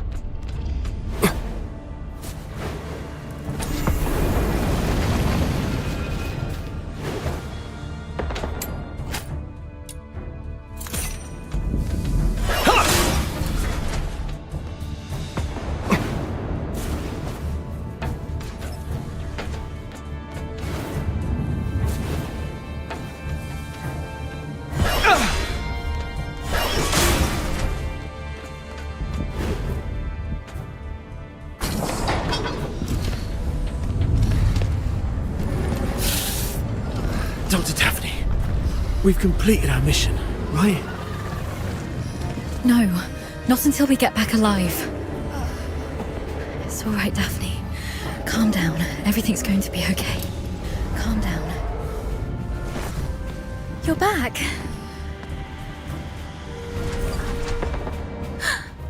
Are you injured? I'm all right. Good to hear that. When you got tangled up by that filthoid, I thought I'd never... I'm just glad to see you're okay. There are so few of us left, and those who survived are heavily wounded. If you have the time, would you stay and talk to the wounded?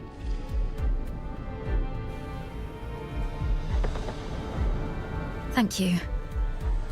I'm heading back to find something, so please take care of them for the time being. The soldiers look up to you. Your encouragement will make them feel better. Where are you going?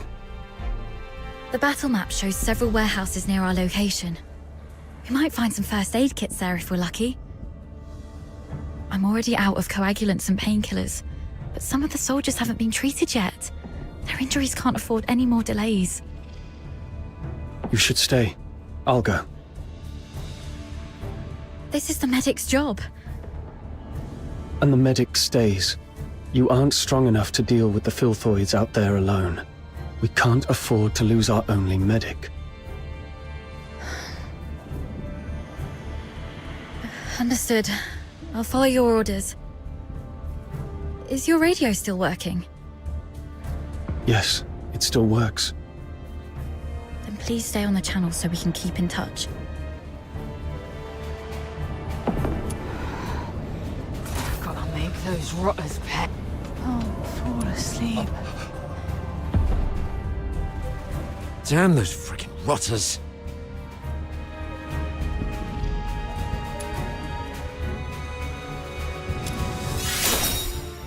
Captain, I'm fine. I can still move.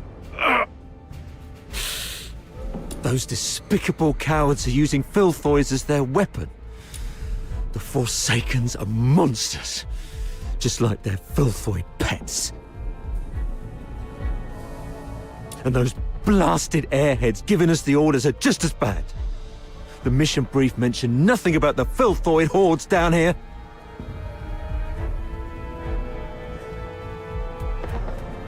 Oh, sorry about that.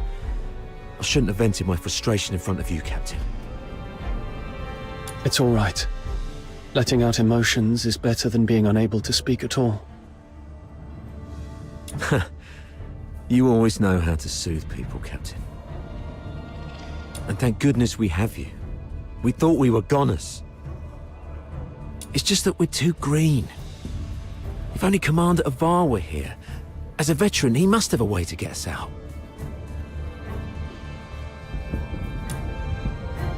Sir Avar. Still no word from him. Damn those filth. Doctor? Dr. Daphne? We're stuck in this bloody dump. Please, Dr. Daphne. If I don't make it, do me a favor and bury me.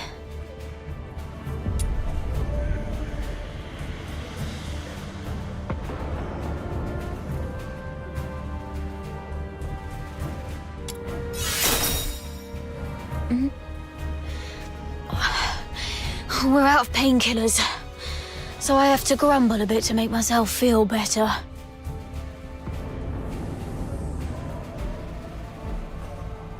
Dr. Daphne and you covered our retreat just then. How is she? She's all right. She told me to come check on all of you. Good to hear that. A highborn lady like her could have stayed at the academy. But no, she chose to serve with the 13th Legion. What was she thinking?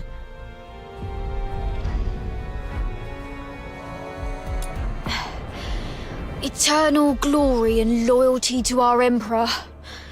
Those aristocrats say that all the time. I wonder if any of them would still be so keen on that when they're actually in a filth pit like this. But Dr. Daphne has real medical skills and a soft, pretty voice. We've got to keep her safe, Captain. Don't want her to die here.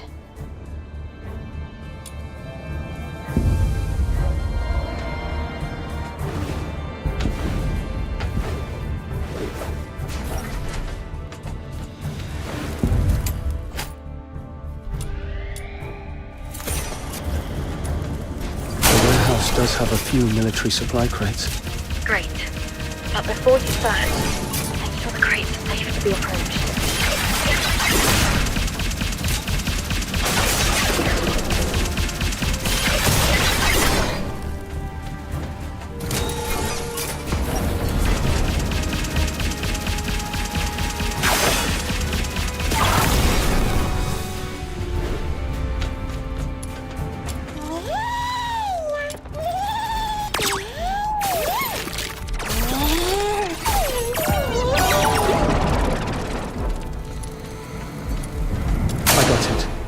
The medicine appears to be in good condition.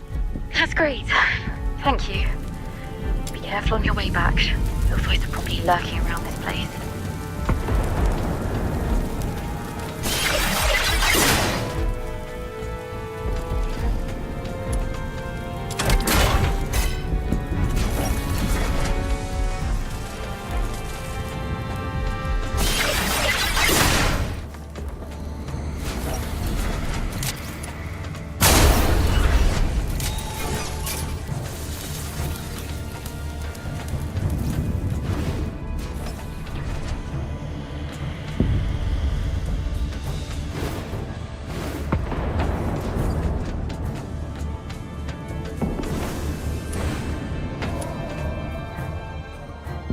You're back.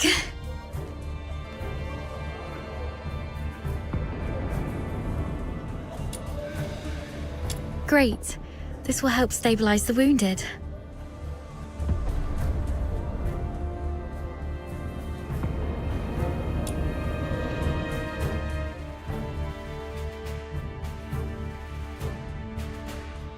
Any news from the Snow Wolves?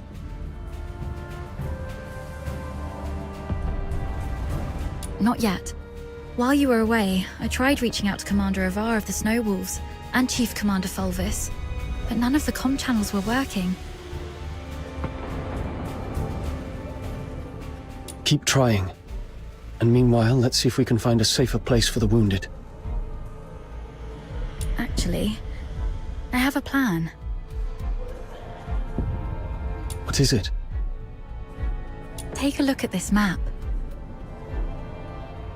We're currently in the storage area where the exit is blocked. However, there are some underground tunnels that we haven't checked yet. Most Imperial cities and fortresses have elaborate networks of underground sewers. In recent years, some of these tunnels were expanded and reinforced to serve as air raid shelters. If we're lucky enough and the Forsakens didn't set up any ambushes, maybe we could get the wounded there to rest and recover. Besides, the sewer tunnels run all the way outside the fortress, so if our reinforcements arrive, they can easily get to us. Of course, the tunnels might be risky as well. If you think it's feasible, allow me to scout ahead first. It's worth a try. But we can't risk having our medic do this alone. But now, only the two of us can move or act, and the Filthoids might attack this place any time. You should stay and keep the squad safe. I may not be a professional scout, but over time I've picked up some useful skills, so... All right. Be careful down there. Make sure to sidestep any confrontation with the enemies. Understood. I'll stay on the radio while you keep contacting the others. And if I lose contact for more than half an hour, please, lead the squad to find another way. Don't be scared, Daphne. Everyone's survival depends on you. Don't be scared.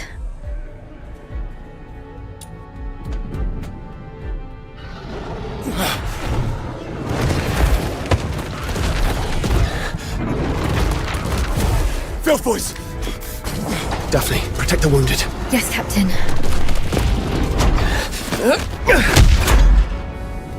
Hang in there. We'll try contacting the phone. Still got nothing.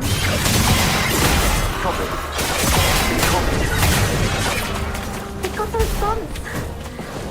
What's the weather It's raining tonight in Tasmania. This is Lieutenant Tom. report your position. Requesting backup. Currently at... Filthoids just keep showing up.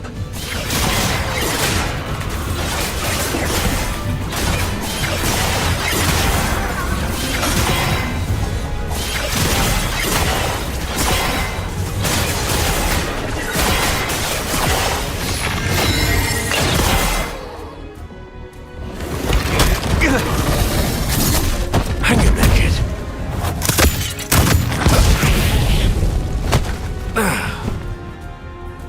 Saravar. Focus on the fight. I got your six.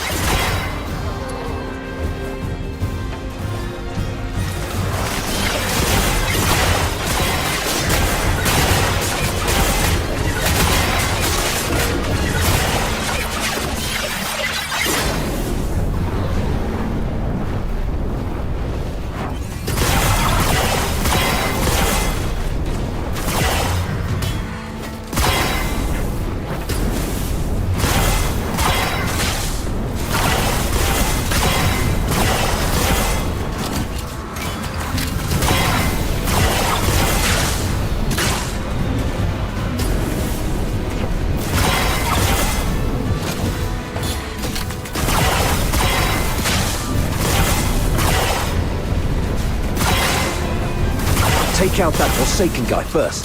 The Filthoids are following his lead.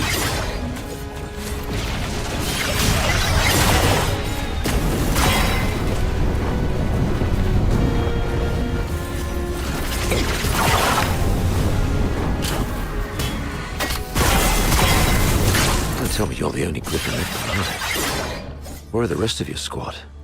They're right ahead. Most of them are heavily injured. Please follow me. We've repelled the Filthoids and set up a temporary shelter. But I don't think this place will hold. Daphne has tended to the wounded. But due to their injuries, they're currently unable to fight. Okay. You two have done pretty well. I've checked on everyone.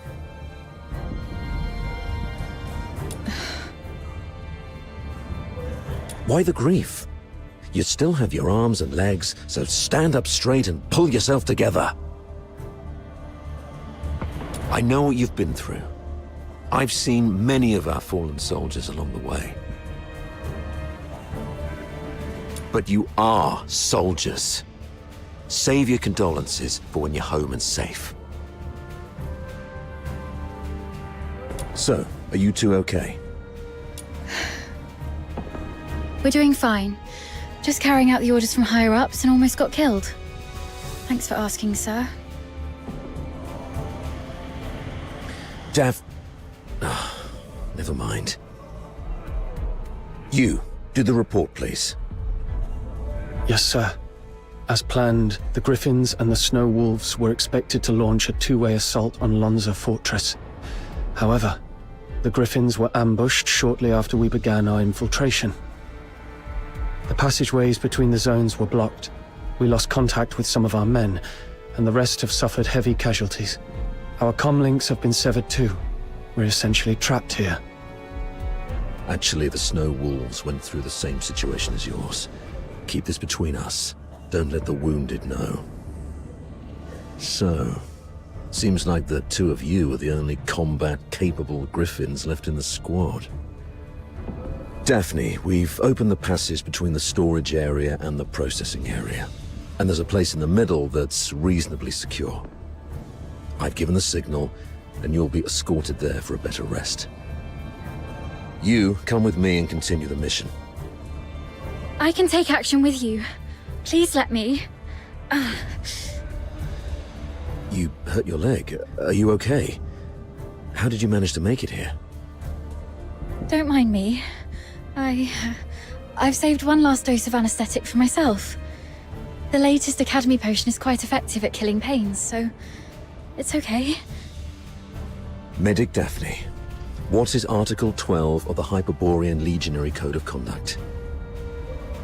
Now is not the time for rules. I can still... Medic Daphne, answer your superior officer. The chain of command must be respected during all military operations.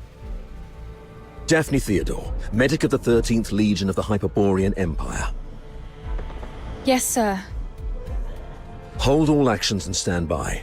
After joining up with the Snow Wolves, proceed with the wounded Griffins to the processing area for rest and await further orders. Is that clear? Sir, yes, sir. Okay. You, follow me and proceed with the mission. Yes, sir.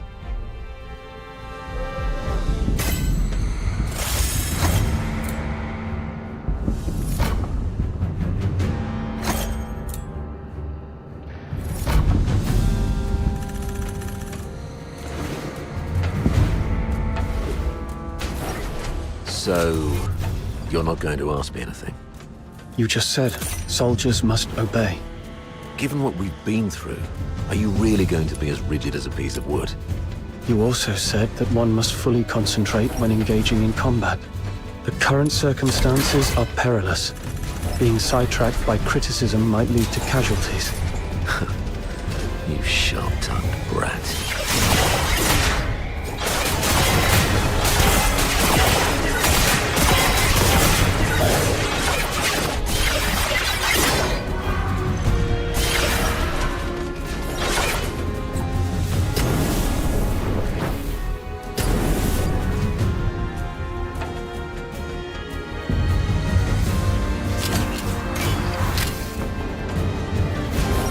A cargo lift.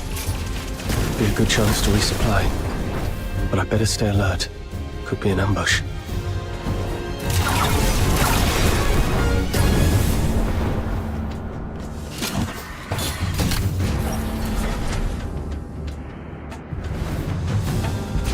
Let's sort through the situation here.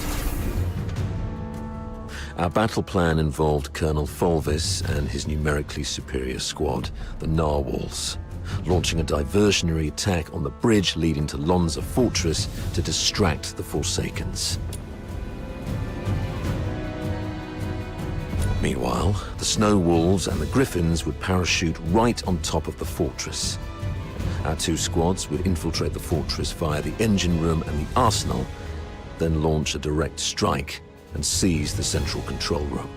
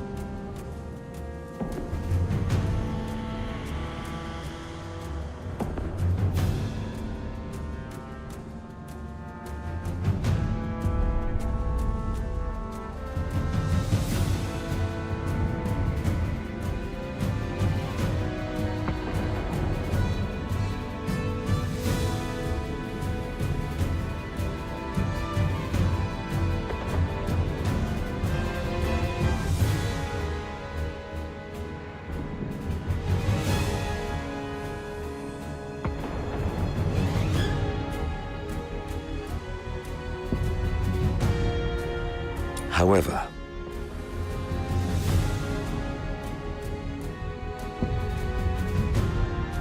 the Forsakens predicted our moves. yes, either they have intercepted our communications, or there is a spy working for the Forsakens in the Legion. Regardless of how our plans got out, the Forsakens were undoubtedly well prepared. They used the fortress's defense systems to ambush us, and even lured a bunch of filthoids here. We planned for an infiltration strike, so none of us were equipped with heavy weapons for large beasts. The only option was to throw our lives at it.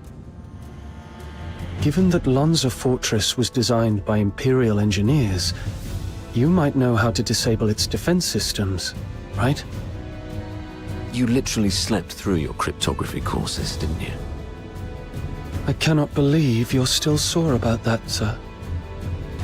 Never mind. Facing those courses wouldn't be much help in this case anyway. The Forsakens have modified the mechanisms in the fortress. We don't have time to go through each hard point and crack every code. But disabling the systems first would be the right call. So we should reach the engine room next. Cutting their power will shut down the systems, giving us the time to rescue our trapped soldiers. That's our main objective in the next move. Operating the devices there requires 2 people. Thank God I took you with me. Hold on, we're getting a call. Hello? Does anyone copy? What's the weather like in Hyperborea today? It's raining tonight in Dismania. Commander Avar, is that you? I'm Vic. Avar listening. Give me a report. After we split our forces, Monica and I took the path along the outer perimeter. We're about to reach the engine room. Engine room? Are you trying to... I'm calling you specifically to give you an update, sir. We'll make an attempt to shut down the power unit. The engine room is probably full of traps. Cease your actions and stay where you are. The captain and I will get to your place in about 15 minutes. Please, let us try, sir. Every moment we delay puts our comrades in greater danger. You... And one more thing. Since the captain is with you, may I ask how the Griffins are doing? My brother Simon is in that squad. We have yet to secure his body. What? He means Simon's got some injuries, but the medic has taken care of him in a temporary shelter. There's no need to worry about him. Understood. Thank you, sir. Your way with words. Take my advice. Never try to comfort anyone, okay? Loud and clear, sir. Vic, Monica, hang in there. We're coming.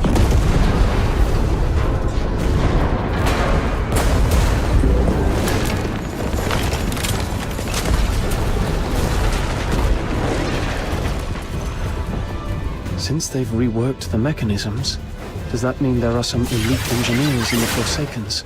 Of course. I've repeatedly warned the bigoted higher-ups not to take the Forsakens as mere illiterate barbarians.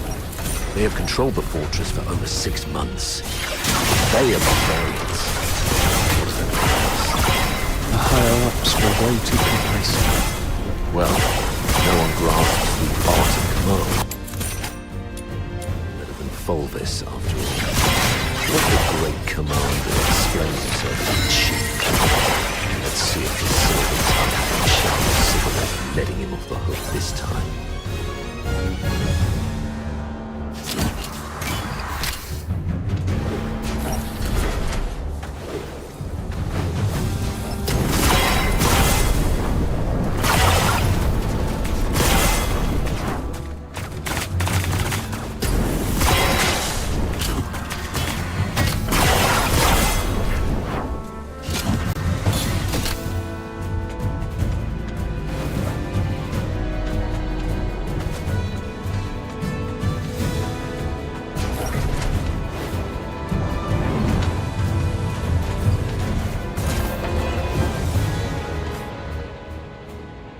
You've made it.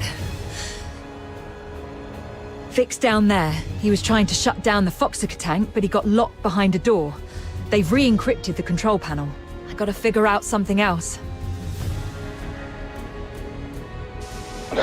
Monica, can hear me? The engine room! Run! Oh!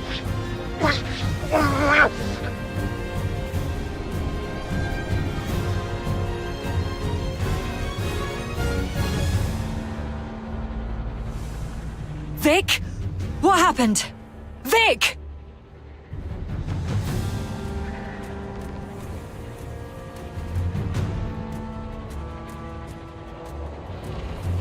Hang in there. I'm nearly finished.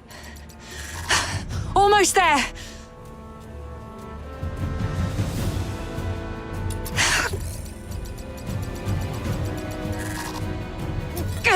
It just won't crack. Of all times. Pull yourself together. I've got this. I'll take care of the door. You get down there and help me shut down the device to save Vic. Follow my lead. The quicker we are, the higher our chances of saving our comrade. Understood?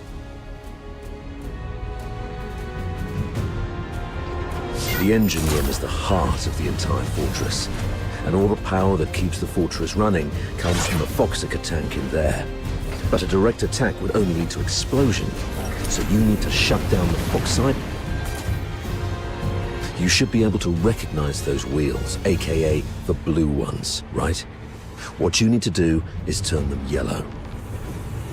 I graduated a long time ago, sir. You don't have to lead me through all the basic steps. All right, kid. Play it by ear, then. I'll contact you if necessary. Following the cable, we'll shut down this one first. All right, that's one down. Time to find the rest.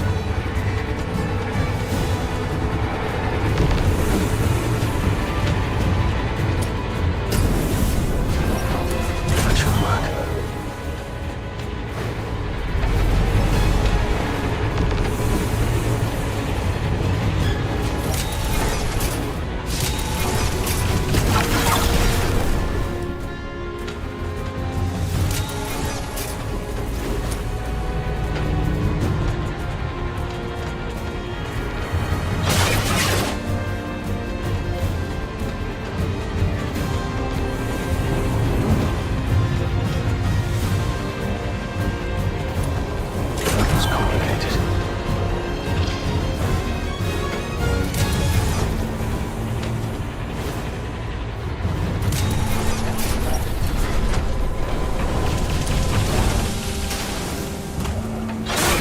Dynamo wheel in such a weird place. There's only...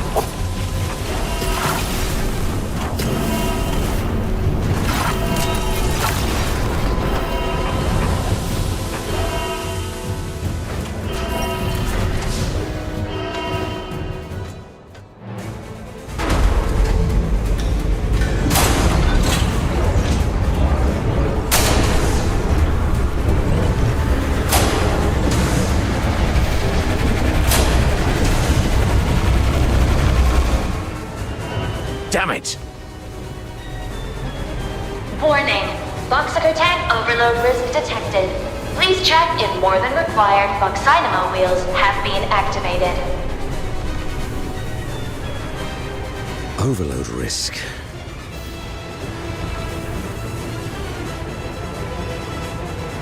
Listen, I need you to go to the lower floor of the engine room, activate all the backup Voxynamo wheels, then evacuate immediately. Since we can't shut them down our way, we can let them do it in a self-destructive way. You mean exploding the Foxica tank by overloading it? Got it.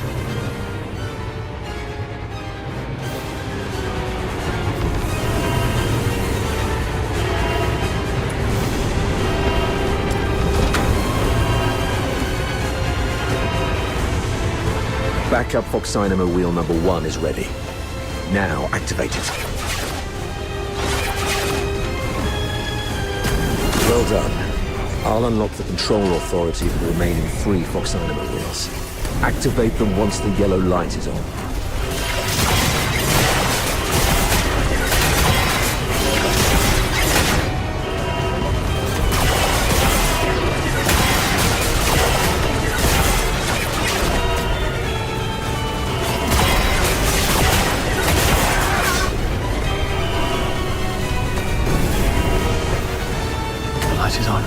Looks like Sir Avar has made it on his side.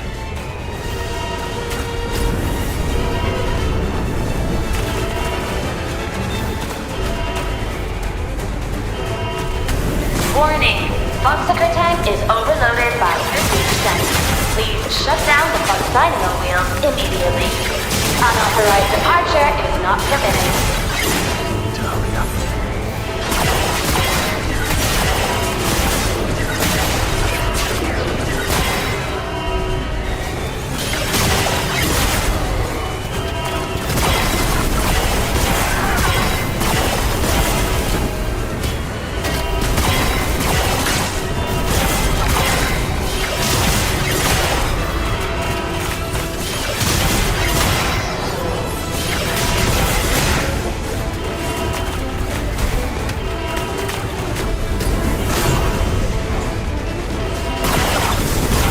and clean.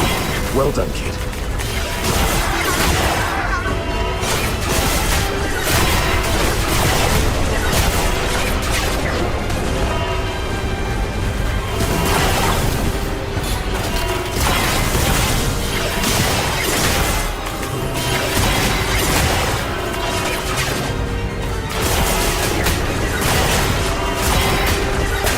Control authority is unlocked. This is the last one. Warning. Monster tank sabotage detected. Anyone held responsible should confess your crime. Run! Get behind the safety door. Warning.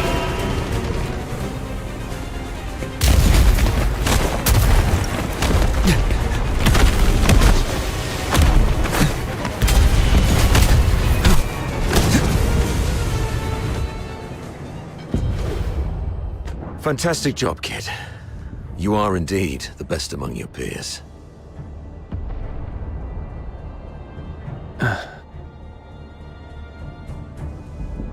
Okay.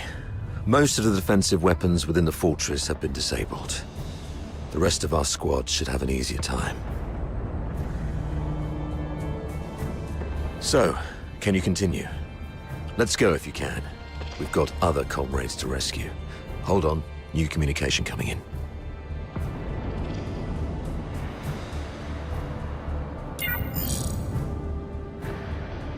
Avar? Where are you?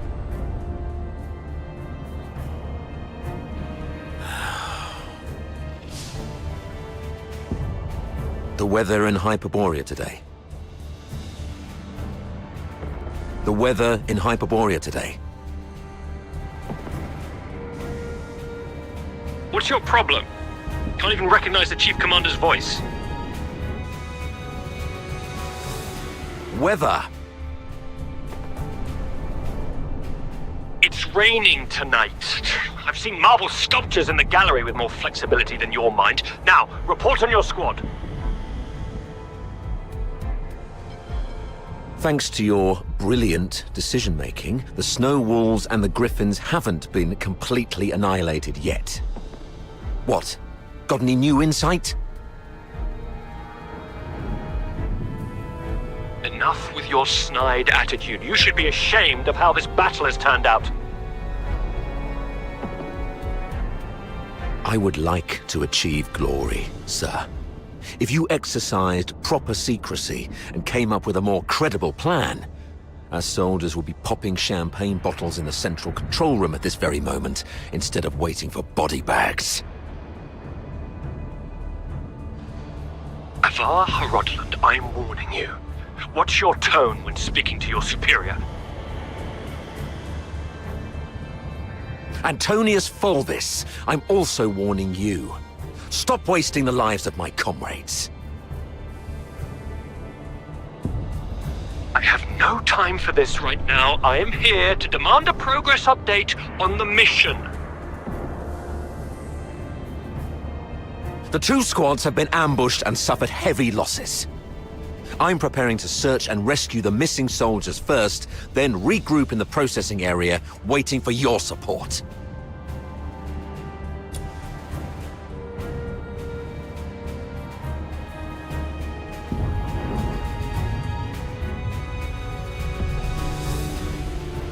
Your mission is a rapid infiltration assault. No field officer of mine is permitted to make their own bloody choices.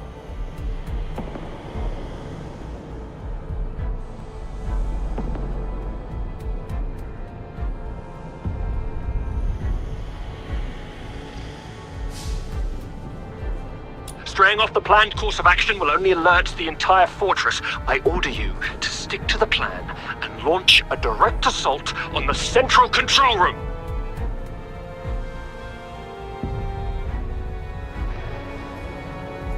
Are you even listening to yourself? Alert the fortress. They're already in ambush positions, waiting to wipe us all out. We've sustained 80% casualties. 8-0! Isn't that enough for you? Casualties! Forget about your bloody casualties. All I know is that you're significantly behind schedule. You've brought shame to the Legion's banner. The soldiers of Hyperborea are not cowards who would stop because of trivial losses like this. From Emperor Dis I to Legion Chief Quintus, the mastermind of the Divine Energy Offensive, no Hyperborean commander ever balked at taking losses. I gave you the elites of the 13th Legion. You should have more than enough resources to take this puny fort.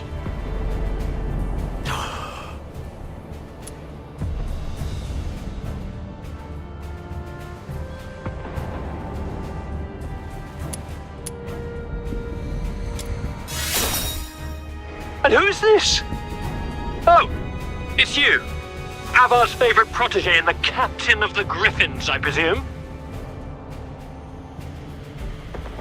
What's the hurry? We have concluded our tactical meeting. Reinforcements from the narwhals are on their way, and I'll be gracing the front with them. Stick to the plan. You hear me? As Hyperborean soldiers, you fight until your last breath, or face the consequences. Sir Avar.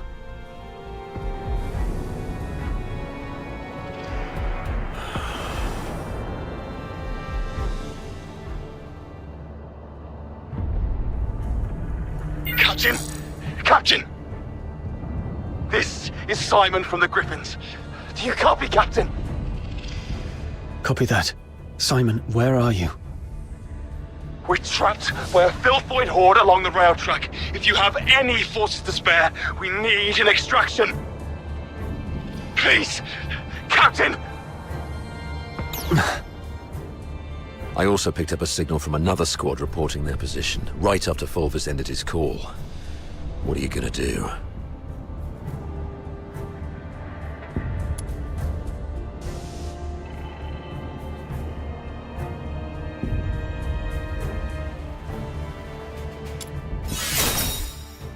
You, kiddo. I knew I was right about you. Fulvis is nothing but an arrogant and greedy bastard. His senatorial lineage is the only reason he's up there barking orders at you. He sees soldiers as mere numbers in his reports, treating them as fodder for medals to pin on his uniform, not as living, breathing humans. Besides, battlefields are ever-changing. What true insight can he gain from just staring at a map?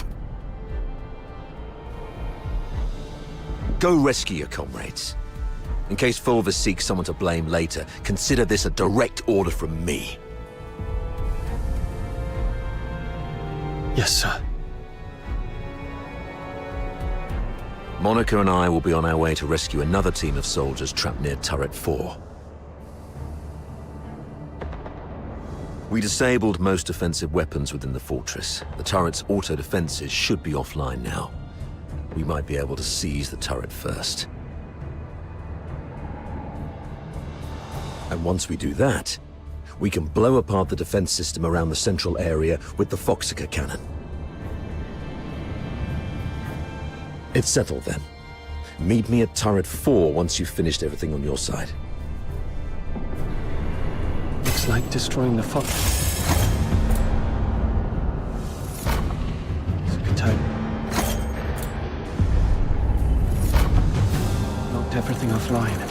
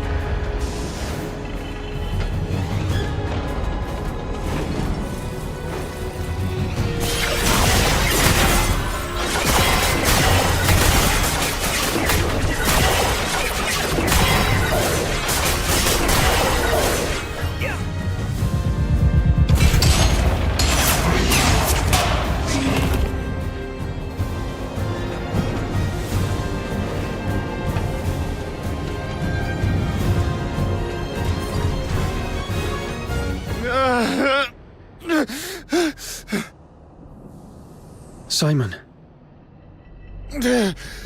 Captain! Oh, thank God. You're here. Quick! The rail tracks. Everyone is trapped by the filthoids there. Go save them. And be careful out there, Captain. Ma, the filthoids are feasting on my leg. It hurts so much. Ma, it hurts. Hang in there, Simon.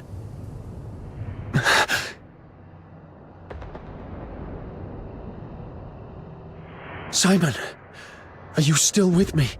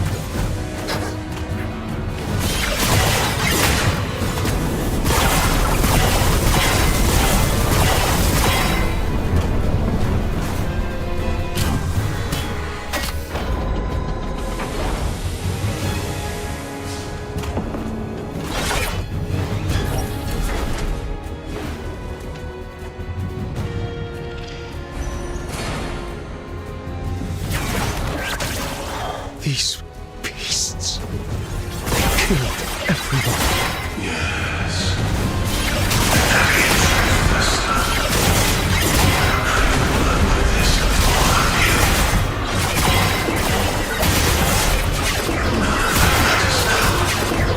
Just raise your blade. Again and again. They're waiting. I can't let these filthoids drag me down.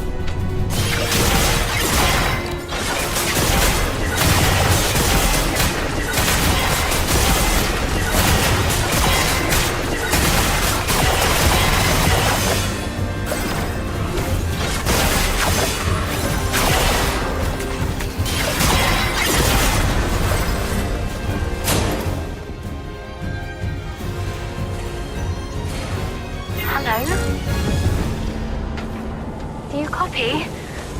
I'm Daphne Theodore, the medic of Squad Griffins. Is that you?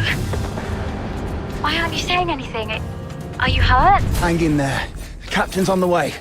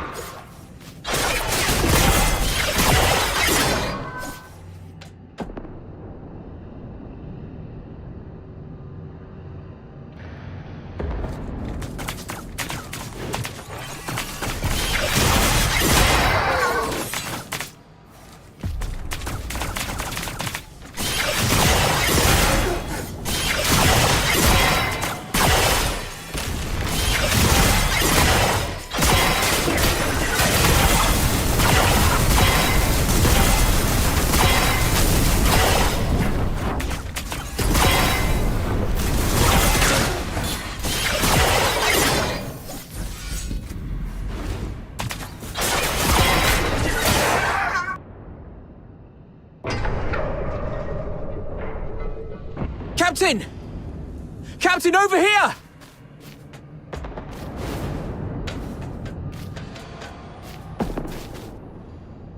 Oh, Captain. My dear Captain.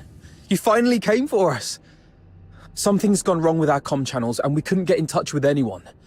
Simon's gone out looking for help. I was just trying to get everyone to keep it together.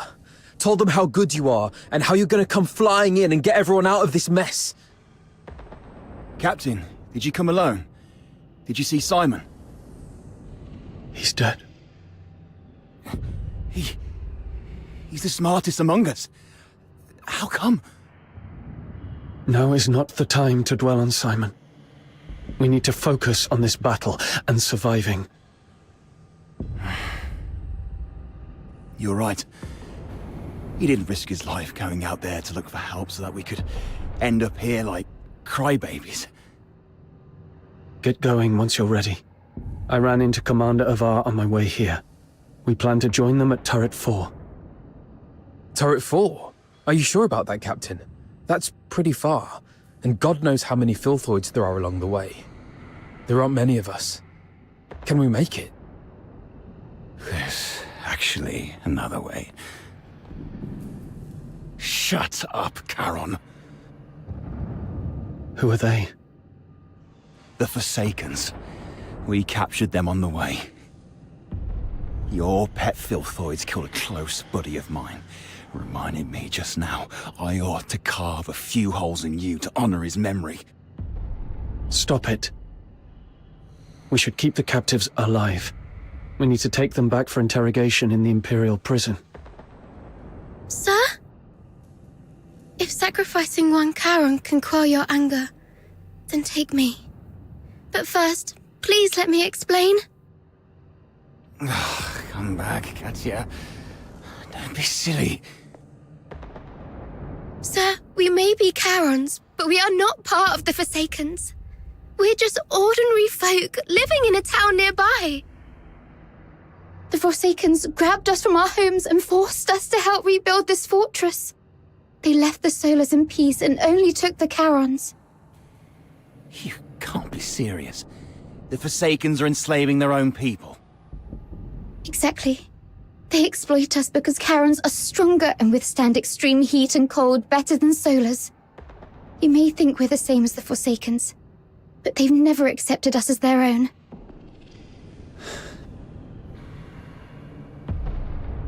Mr. Frank saved my life. Just a few days ago, I had to take a break because my stomach was acting up. But those Forsaken rotters whipped me dozens of times and left me for dead. It was Mr. Frank who gave me water, food, and this ragged robe to cover me up. I would have died if not for Mr. Frank. So if you must shoot him, could you please shoot me instead? He just wants to help. Because none of us can forgive what the Forsakens did to us. The sewer tunnels are like a maze. You'd easily get lost without help. The Forsakens always get Mr. Frank to fix the sewer valves, so he knows the place like the back of his hand. Let him live and he'll get you where you need to go. All right. Marco, lower your gun. Holster it. That's an order. Leon, frisk him. Yes, sir.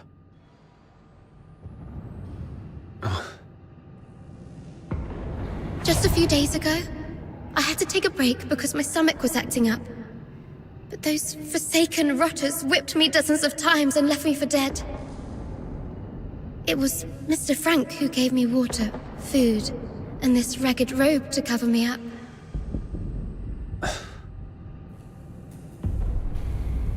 No need to frisk her. Yes, sir. I've heard you're familiar with these sewers. Please lead the way then.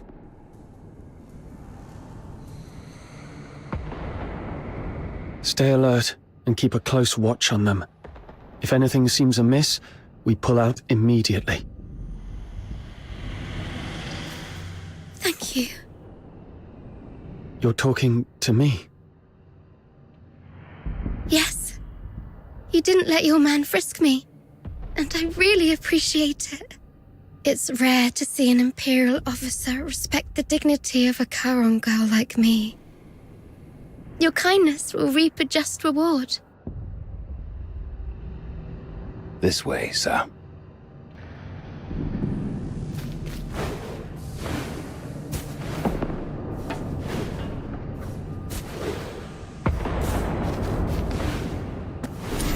Sir, you can get into the sewer tunnels from here. You go first, Charon. Yes, sir. Sir, steam produced by the condenser is dangerous. We should not stay too long.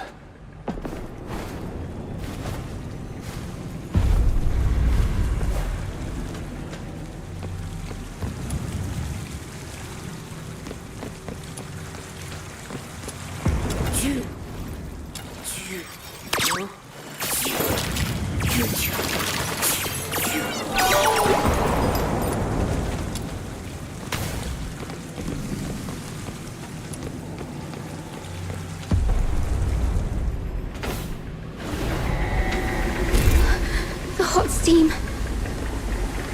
Watch out! There's a condenser up ahead. You'll get hurt if you get too close.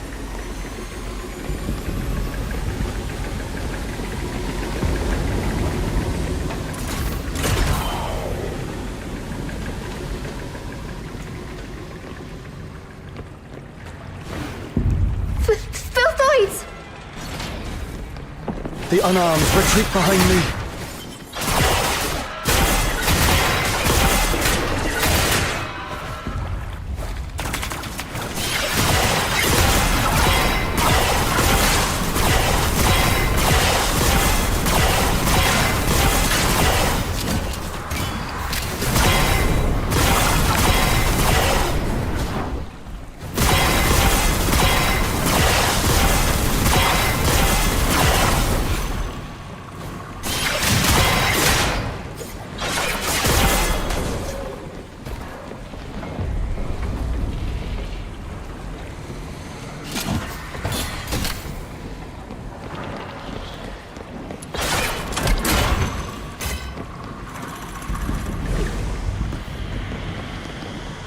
Thank you for saving our lives. It turned out not all Imperial soldiers are... Oh, sorry. I used to think that Imperial soldiers were no different from those forsaken rotters. But now I know I was wrong.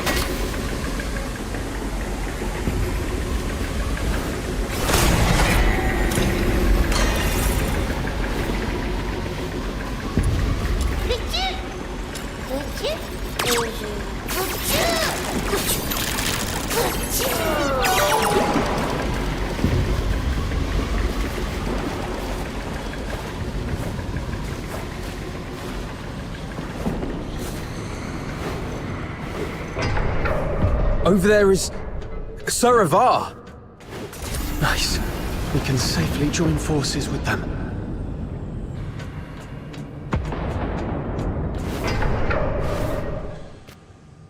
What did you say? The reinforcements are delayed?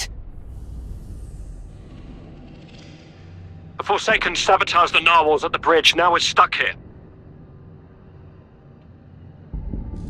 You expect me to storm the central control room with just 2 battered squads? You can't be serious, Fulvis. They've got the hazering messengers in there. Messenger, messenger. The Legion doesn't feed you daemons out of kindness. This is what you're for. And you've got him with you. That one's just as strong as any daemon.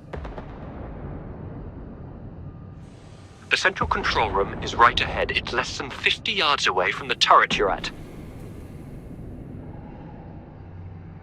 50 yards further, and we can dedicate the victory to His Majesty. What's so hard about that?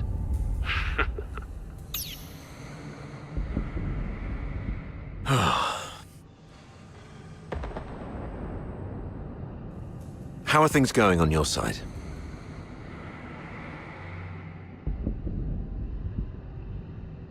Simon sacrificed himself. Thanks to him, I managed to save the rest. We also met a few Charon refugees enslaved by the Forsakens. They led us here.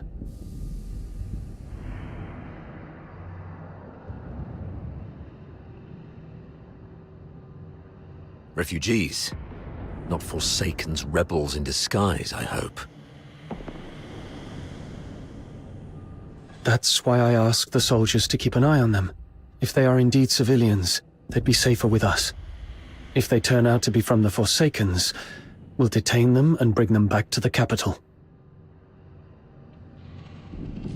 In that case, the ambushing Forsakens may think twice about attacking for fear of harming their fellows. You made a smart decision. As for this side, our reinforcements met a problem on the way here and can't make it. And we're ordered to continue the mission. I heard. Look on the bright side. The mission is almost done. Knock out everything that gets in the way. Breach the central control room.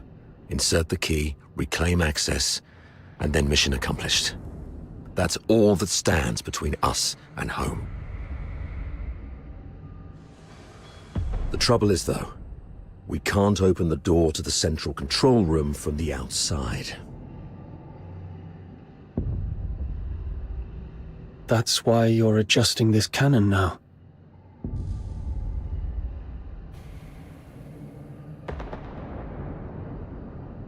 Exactly. But the power to the entire fortress has been cut off. We need to get this thing there. Sir, we found some Foxica canisters at a nearby warehouse and got them connected to the remaining Foxynamo wheels as you instructed. Excellent. That should be enough to move this cannon near the central control room. Let's get the Foxynamo wheels up and running. It should bring this sector back online.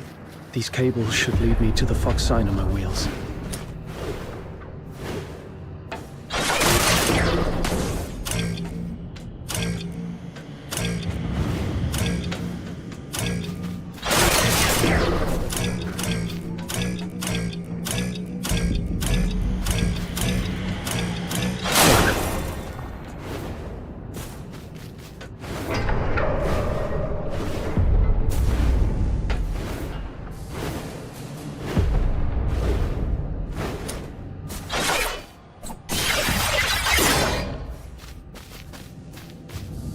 Foxica is beautiful, all clear and shimmering.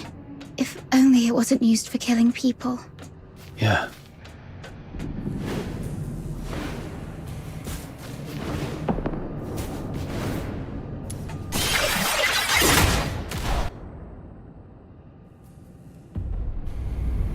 That's amazing.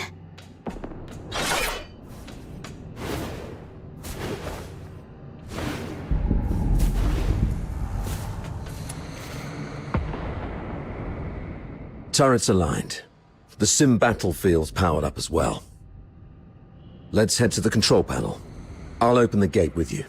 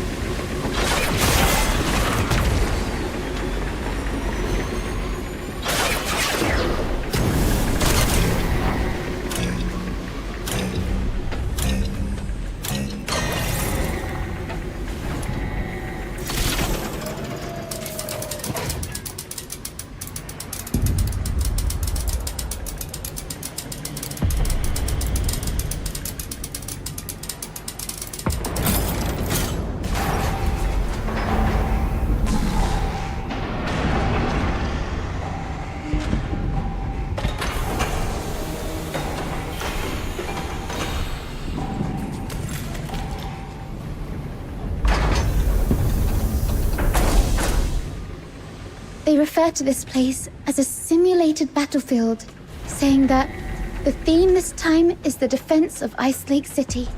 I heard that this Ice Lake City is covered in snow, something that I've never seen in my entire life. How I wish I could go there and see it myself. I mean, if by any chance I could make it out alive.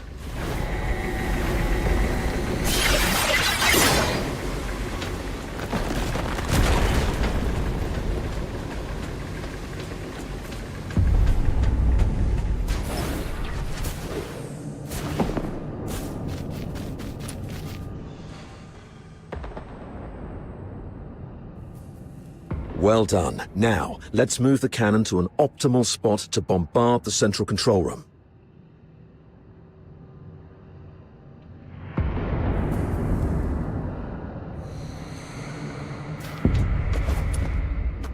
Keep the cannon from the Filthoids.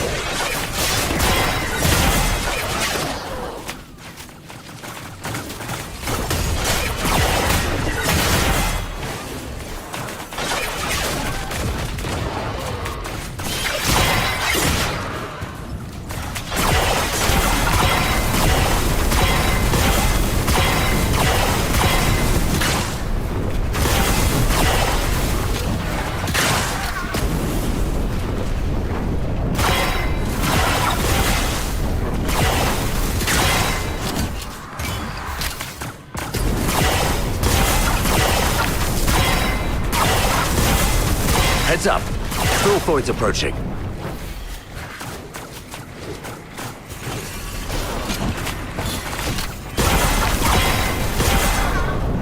Another wave. Defend the turret.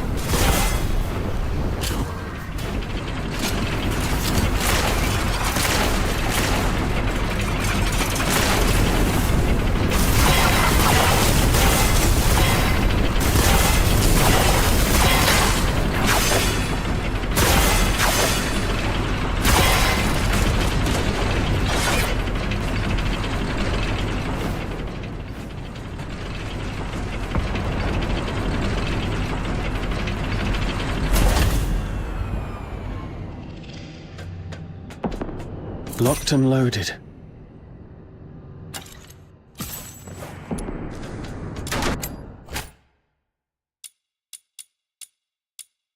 Take down the Filthoids first. Don't let them distract you.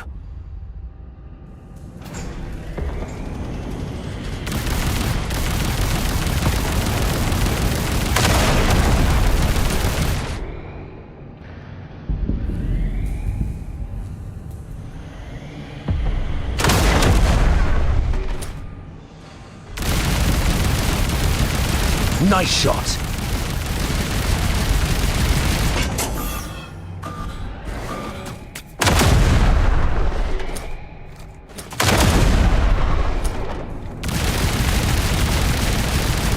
Snap out of it. Keep firing. Watch your six.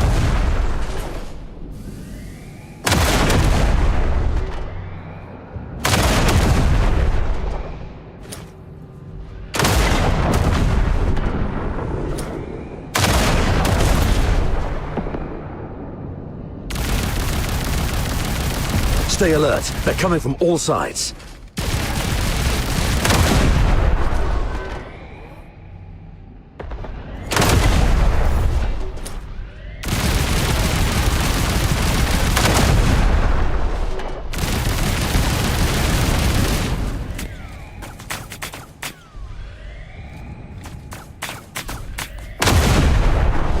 That's their leader. Bring it down.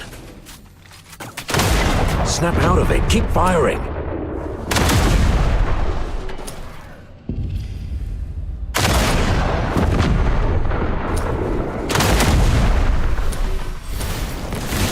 Snap out of it. Keep firing. Snap out of it. Keep firing.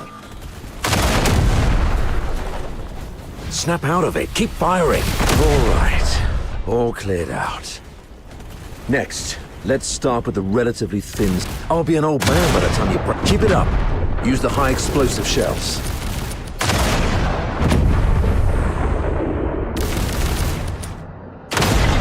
That's our cue. Move in.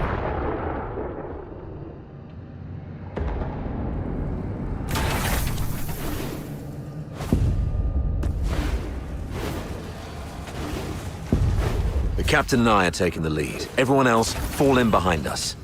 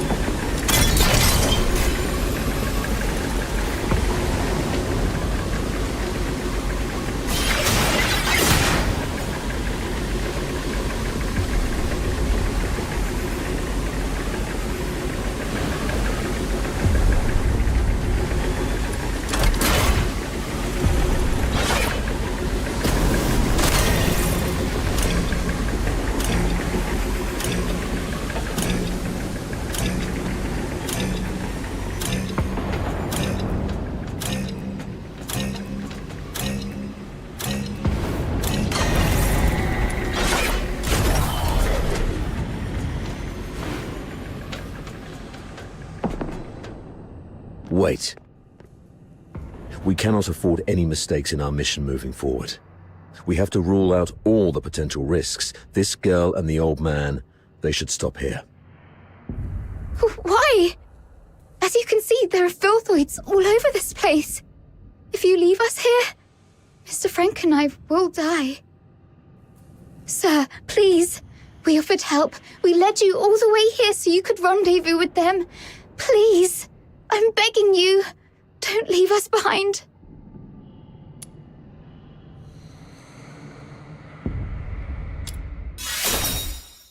Maybe you're overthinking it, sir. If they were enemies, misleading us in the sewer tunnels would be a better idea. But they didn't do that. What if they're up to something else? Don't you think that they are too familiar with everything in this fortress so far? The central control room is the core of Lonza Fortress. Even the Forsakens wouldn't let their enslaved labor in such an essential place. You're not supposed to know the routes so well. That's because... If you're so interested in acting, little girl, I suggest you find a job in the Grand Theatre in the capital. We're running out of time. Let's go. Leon, stay here and keep an eye on them. Hey, what's wrong? Why are you squatting down? Don't you play the victim here. I won't buy it.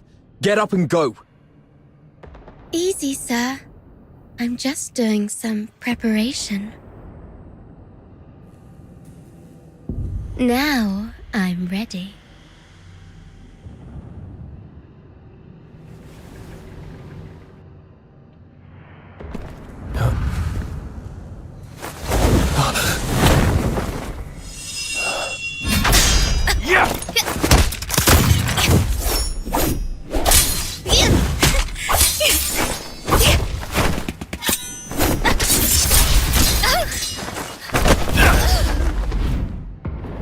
This girl's with the Forsakens.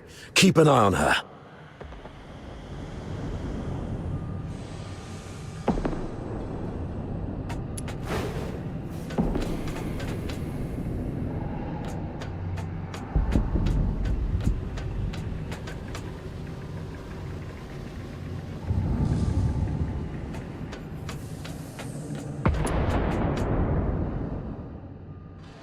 You're injured. Are you all right? Just a scratch. It'll heal soon. That little girl was just bluffing. Even a stray cat would have put up a better fight. Where did it go? I thought I had it right here. Lost something important? Just a mere photo. Why don't you go interrogate that girl? She seems to be after you. A photo? Maybe I should have a look around for it when I can.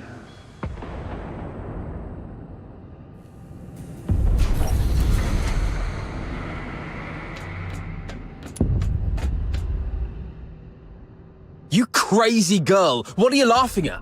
Is this how you repay the captain's kindness? Don't you feel guilty at all? Guilty? Huh. Have you had too many alchemical concoctions from your academy that damaged your brain? Oh, wait. I do feel guilty about one thing. To manipulate that stupid captain of yours. I lied about the Forsakens and blamed them for what the Empire did to us. I'm so sorry to the Forsakens. You... Oh, look what the cat dragged in. Hello, dear sir. I'll take it from here. So what are you doing here? Come to show off the benevolence of a Hyperborean officer? Or perhaps you pity this poor girl who's been led astray, trying to save me from my sins? Oh, I get it. You want to join the Forsakens, right? Need a reference? Hey, you guys hear that? Your captain wants to join the Forsakens.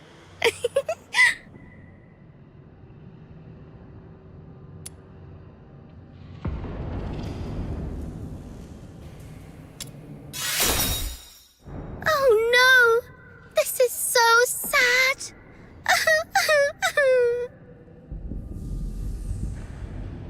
You... Oh, you look like an angry bull. I'm so sorry, sir. I forgot you like it better when I talk like this. Cut the act and answer my question. Sure, ask away. I'll answer whenever I feel like it. I deserve to know why you stabbed us in the back after I helped you.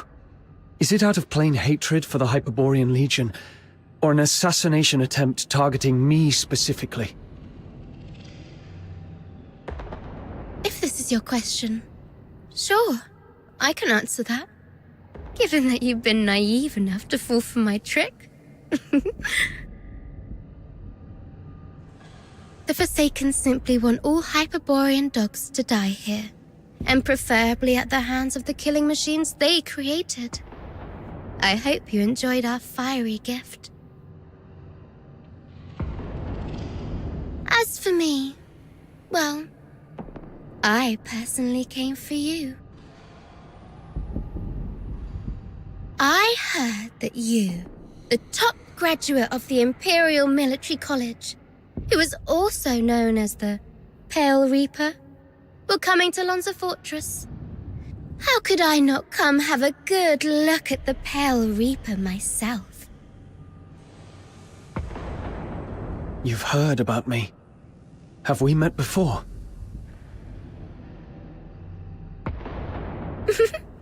That's for you to guess. My sources said that our great Mr. Pale Reaper only has a few years' worth of memories. You know nothing of your past. You don't even know where you came from.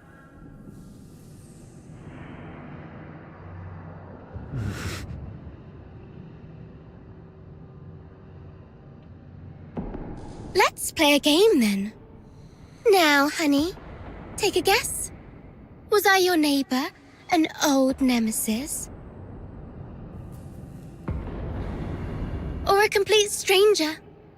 Maybe I just hate you for being one of Hyperborea's honorable people, and I simply wish to destroy that which they cherish.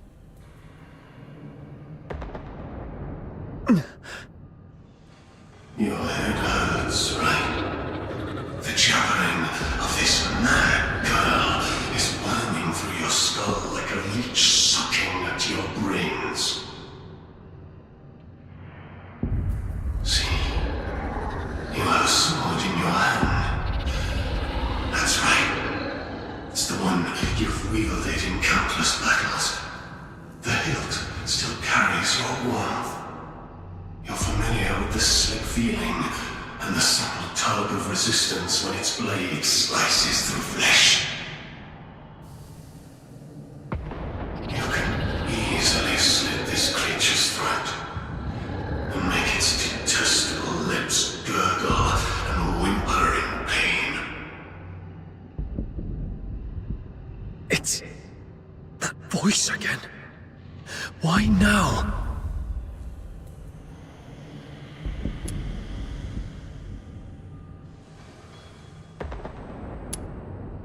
Why suddenly so quiet? You seemed ready to lecture me. Cat got your tongue, honey? I am the origin of your soul, the impulse within the deepest recesses of your mind. Do not refuse me. Listen. I'm the one who gave you power and made you invincible in battle. Unsheath your sword, the one that bears the killing razor.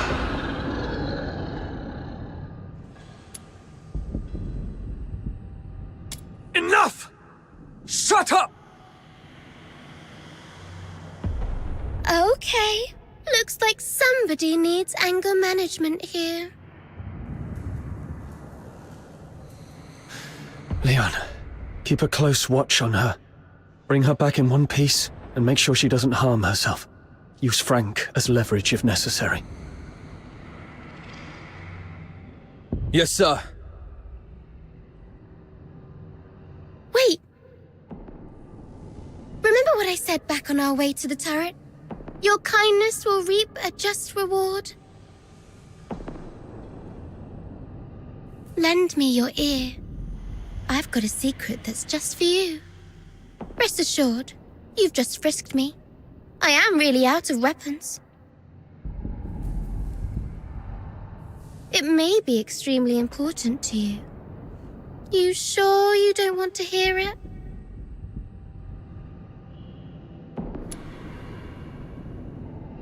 Someone in your legion wants you dead.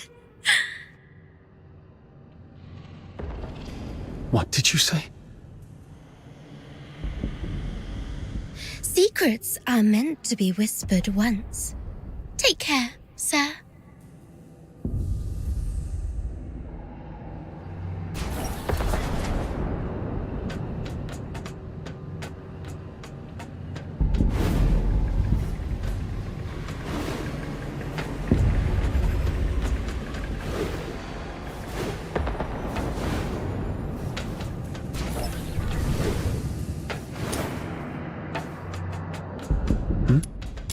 What's that?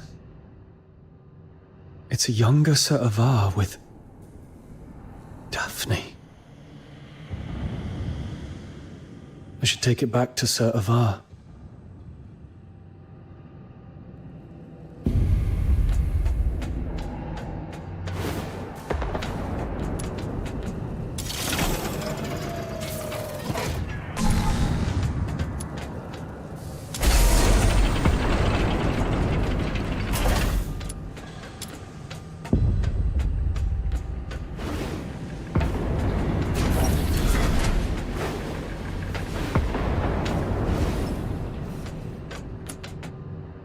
Sir, I found this. Oh, you found it. Thanks for bringing it back. So, is Daphne your... Oh, she's just my neighbor's little girl. I suppose it's time for the truth. You're right. Daphne is my daughter. This is the last photo we took together before she and her mother left. Daphne took the last name Theodore from her mother.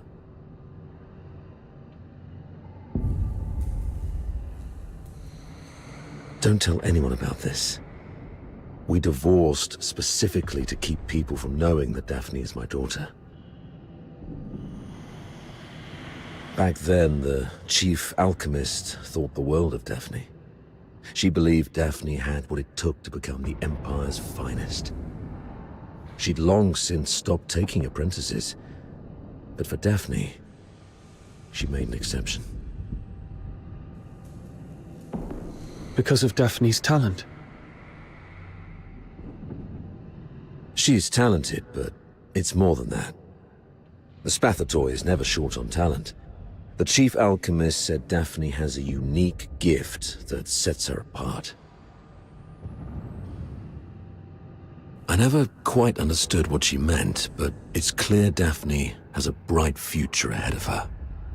And having a Charon for a father shouldn't be what holds her back.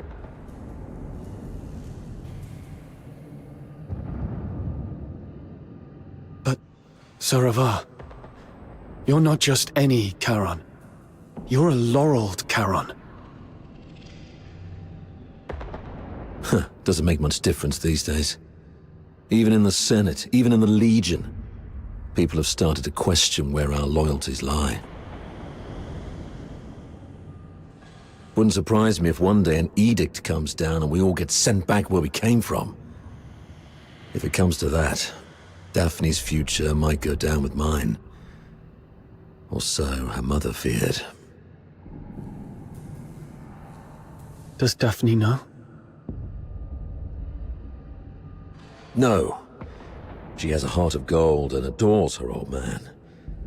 How can I tell her? So, I play the part of a bad father who's done with family life. And when Daphne calls me Dad, I tell her, zip it. I'm not your father. Address me as your superior officer.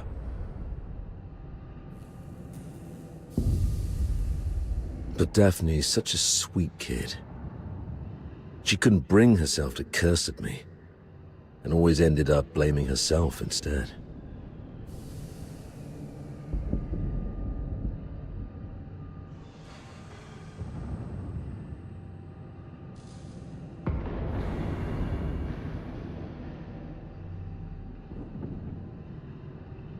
I knew about that already.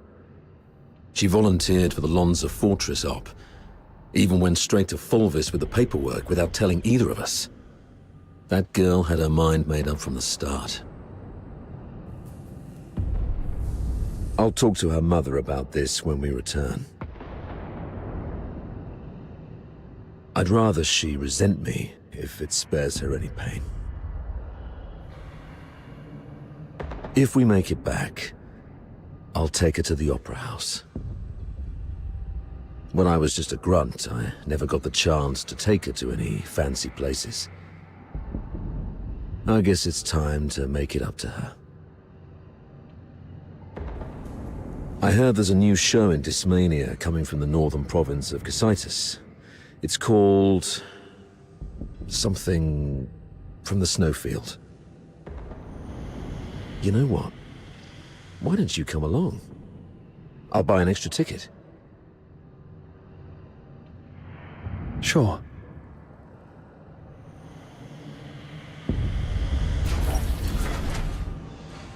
I doubt Fulvis will bring reinforcements anytime soon.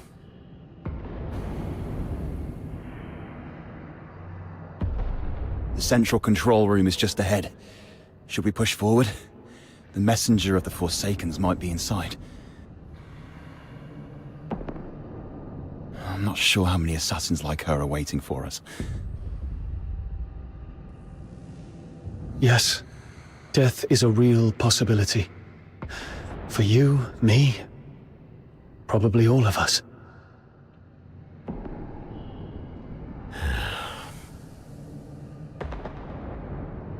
Soldiers of the 13th Legion.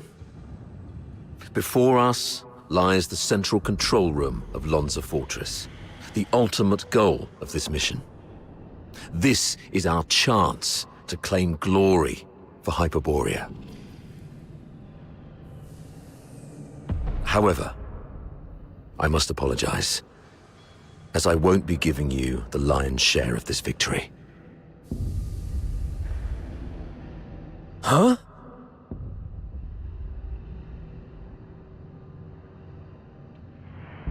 With glory comes great danger.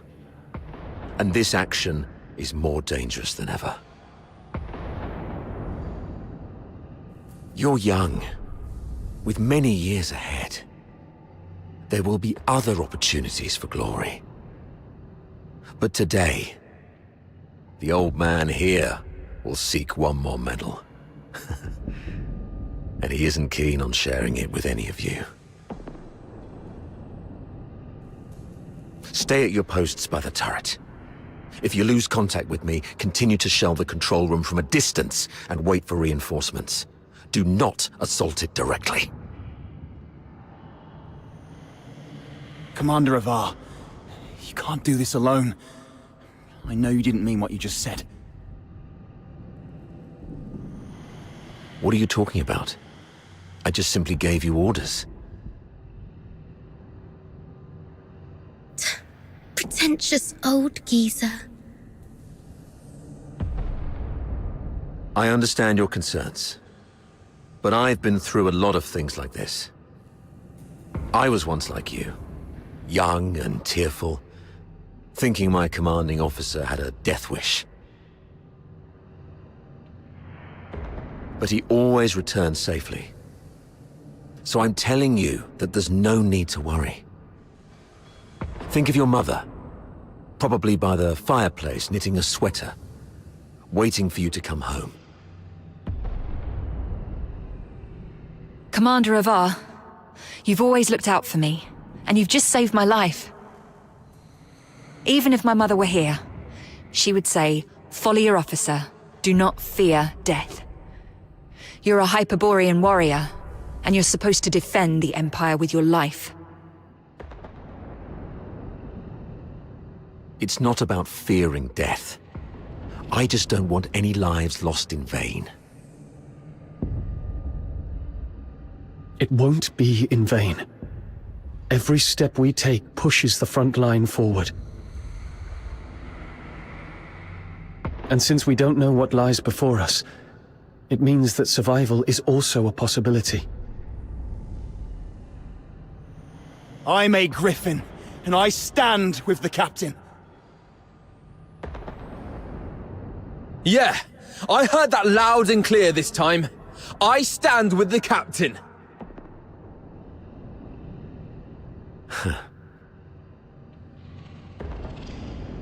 Well, since we have the captain, maybe he does have what it takes to lead us to victory. All right, prepare yourselves. We set off together. You've even learned how to take over your commander's speech. Maybe we could wait for a while to gather more intel from this last first. Oh, are you going to interrogate me? No. I've seen how crafty this girl is. Her intel will only mess with our judgment. Here's the plan. We split into two groups. He and I will scout ahead. The rest prepare and initiate the assault upon our signal. If we call it off, retreat to turret 4. Leon, you stay back and guard the captives. Yes, sir! Let's move and see what surprises the Forsakens have prepared for us.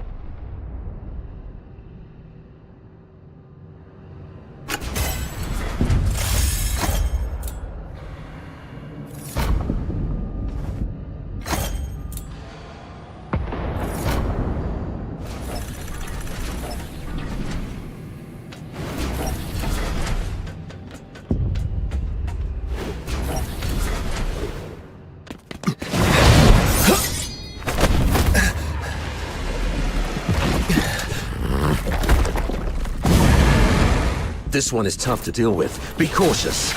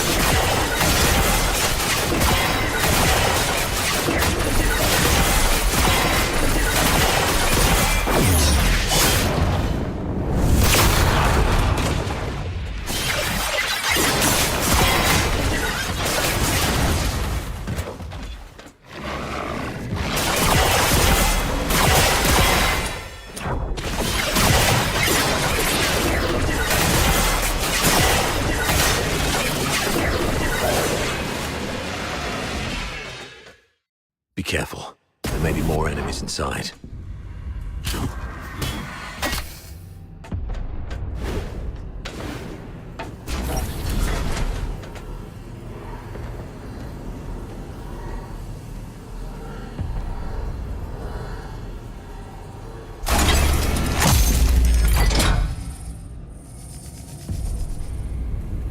It's an ambush! Defend yourselves! Wait. The defense system here is off. The central control room is empty. Has the messenger left already?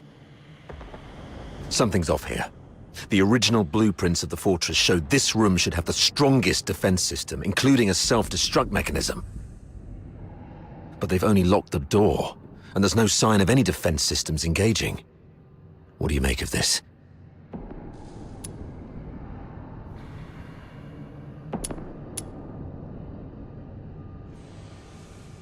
They probably predicted we would be extra cautious around this place, so they cleverly concealed their real traps. True. The central control room is key to regaining control of the fortress. It doesn't add up that they'd leave it undefended after all the elaborate traps we've encountered. I'm about to access the fortress's control panel with my key. If all goes well, that should complete our mission. Understood. I'll take a look around for anything suspicious.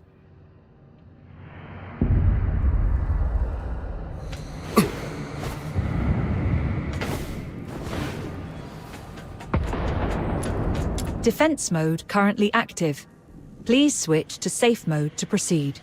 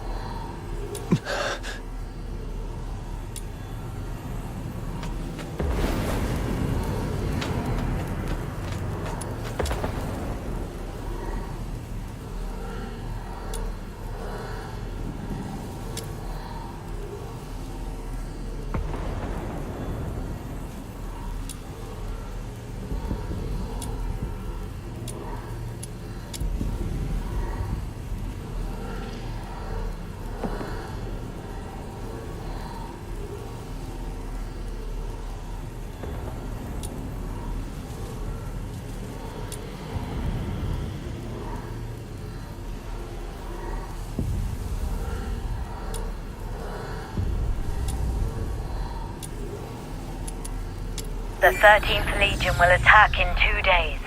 Antonius Fulvis has vowed before Sybil that if his forces fail to breach the fortress, he would shoot himself with his own gun. Sybil then assigned him the best troops.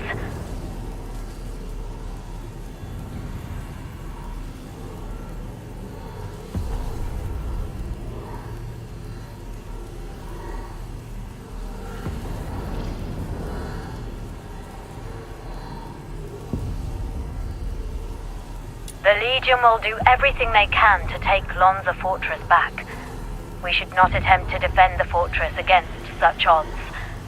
Withdraw our forces and ensure the survival of the Forsakens.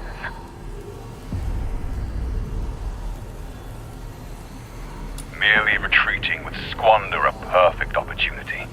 We should make the Hyperboreans pay dearly. Easy. Leave it to Avar. He'll be commanding 2 Vanguard squads in the operation. Those fools always listen to him.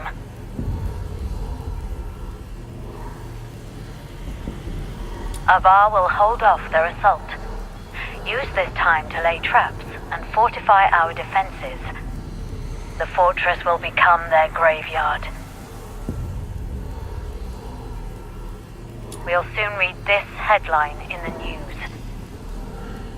During the battle in Lonza Fortress, the 13th Legion valiantly defended the Emperor's lands. The Vanguard suffered 90% casualties in the fierce conflict. Lieutenant Colonel Avar, one of the survivors, mourned the fallen and delivered a eulogy of unmatched honor. Good for Avar. Let's go with this plan then. Shame those dead dogs will receive posthumous honors, though. Avar.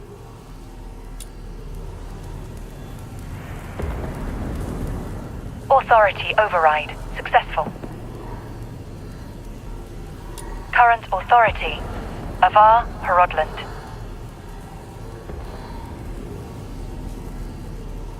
Good afternoon, Lieutenant Colonel Avar Horodland.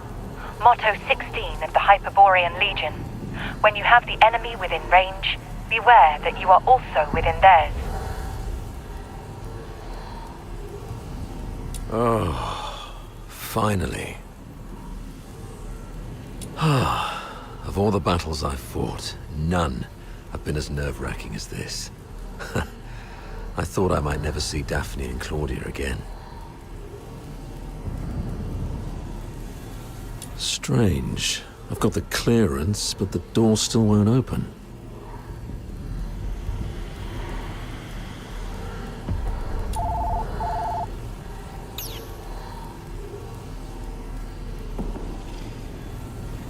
Oh, great, comms are down. What about you? Find anything?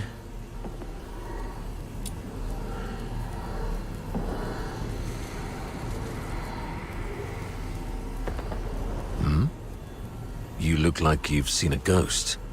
What's wrong?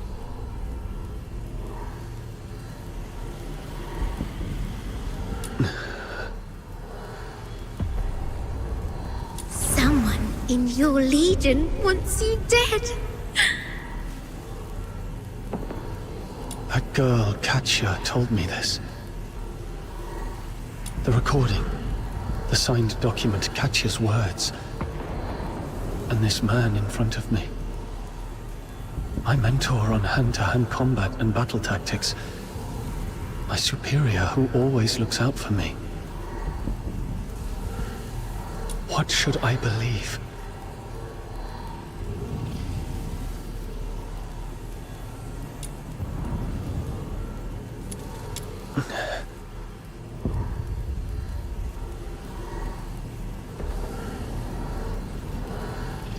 What's in your hand? Show me.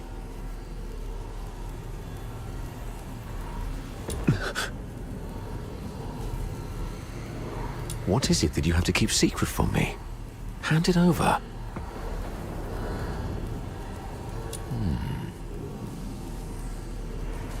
Is that so? Well then.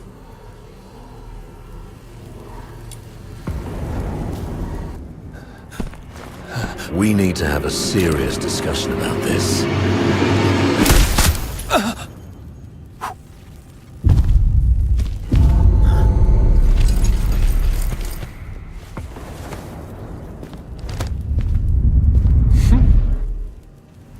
Very impressive, Avar. Didn't think you'd make it this far. Fulvis, you scheming bastard.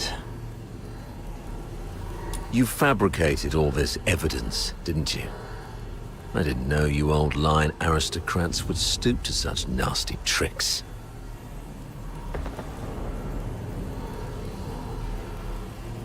I'm nothing like those stubborn old fools. I'm a pragmatist and would do anything that works.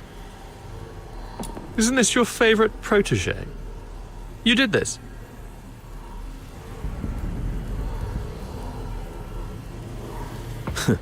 I was just setting the stage for a deal with you. I don't think we need a third party.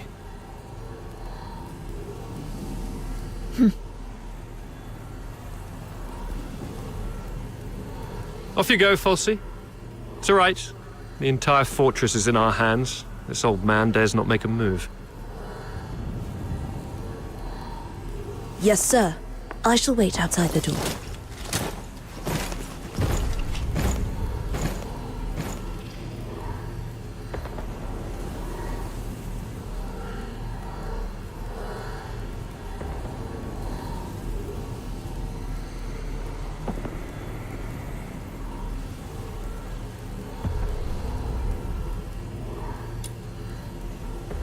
Now, why bother making up all this false evidence? You really think the higher-ups are that stupid?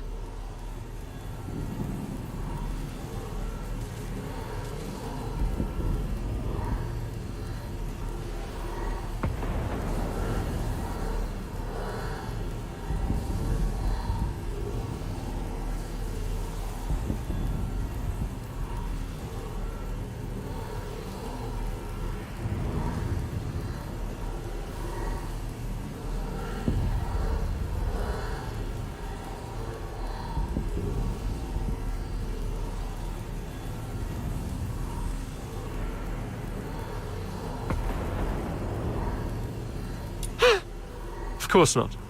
They're actually smart enough to turn a blind eye and play along. Use your head, Avar. Why do you think I dare to make this bold move? It's naturally because someone wants me to.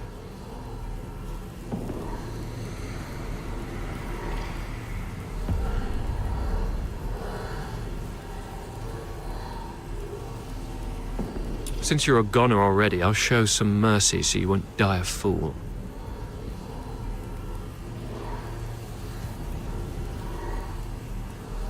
When His Majesty was first crowned, Duke Servius was our imperial regent, but the regency strayed from established Hyperborean traditions and grafted too many useless scions onto the great imperial oak.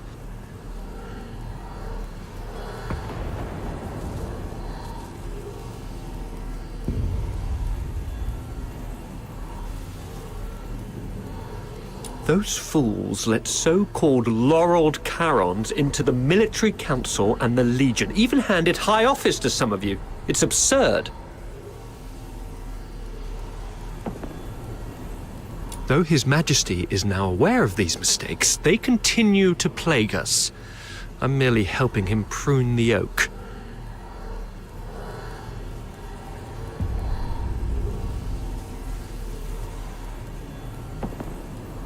So, you went through all the trouble just because you don't like Charons?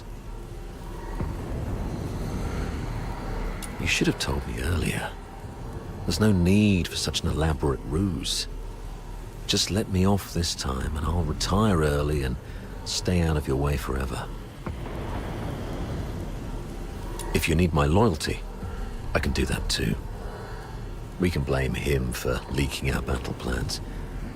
Both of us walk away clean. Hell, we might even get a reward for uncovering a spy, and, you'll gain an old dog obedient enough to follow your orders.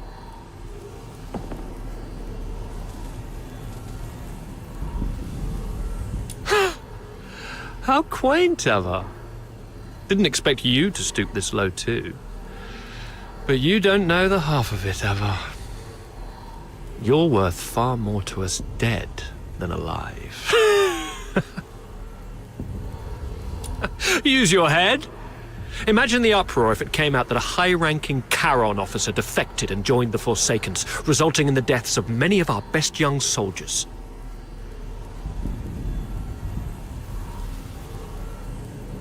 Laureled Charons in high office are already a thorn in plenty of sides. A scandal like this, it'll drag their names straight through the mud. Take our beloved Superior. Do you have any idea how many people wish to watch her crash and burn?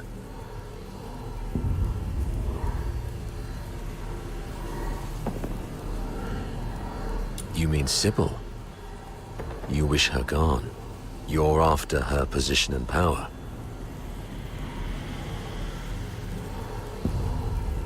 Perhaps.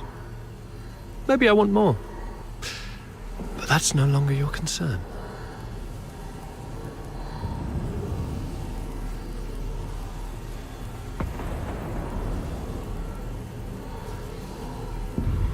Wait. We should talk about one more thing. About number 0. Oh?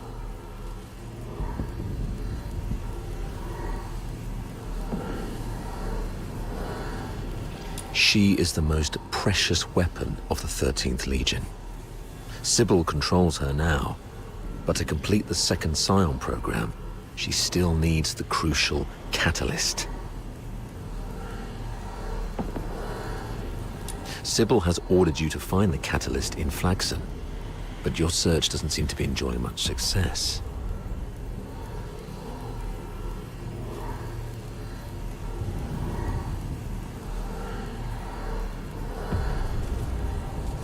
Get to the point, Avar.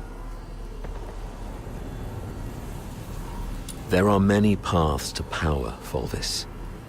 Even if this charade pushes Sybil off her seat, how can you be sure the Emperor will let you take her place?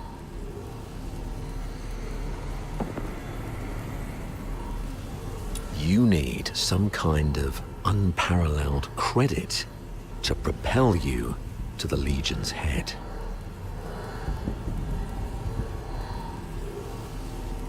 I'm listening. The second Scion program is too important to the Empire. It's worth far more than 100 Lonza fortresses combined. If you find the catalyst, which is the final piece of the puzzle, the entire capital will chant your name. Antonius Fulvis. It's the unparalleled credit you need. And I, by circumstance and chance, happen to know of its whereabouts. I'm willing to concede this to you.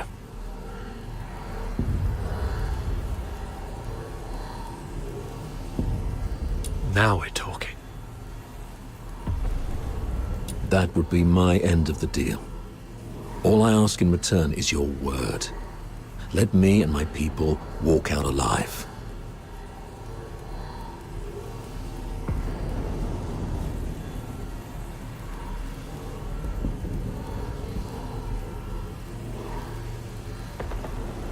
What a noble commander.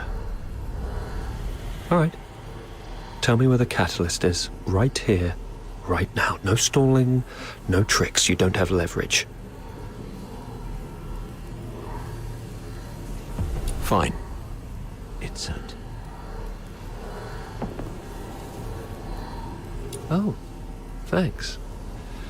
As for now, I just need one last thing.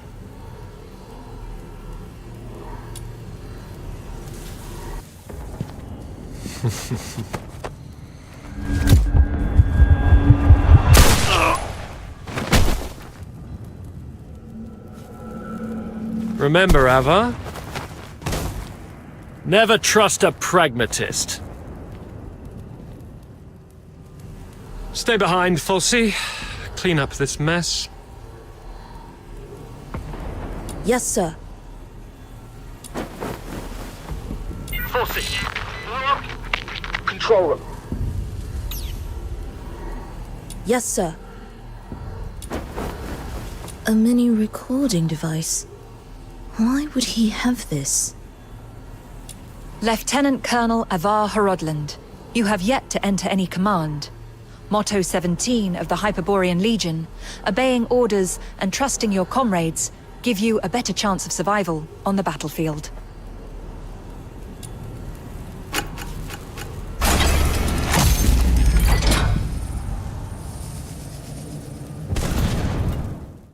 Do not indulge in the eternal void. Wake up! Before blood flows like swollen rivers, this is far from over. They're going to burn this place down. How are the others holding up?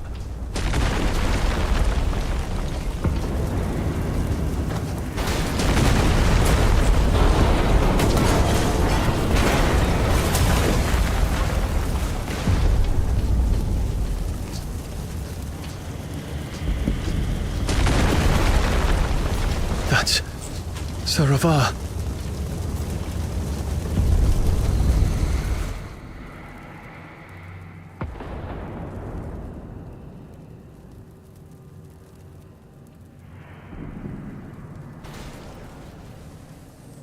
What's this?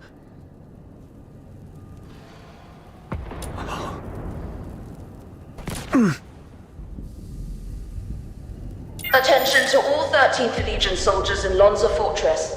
Daphne Theodore, the former medic of Squad Griffins, is now classified as a Forsaken spy.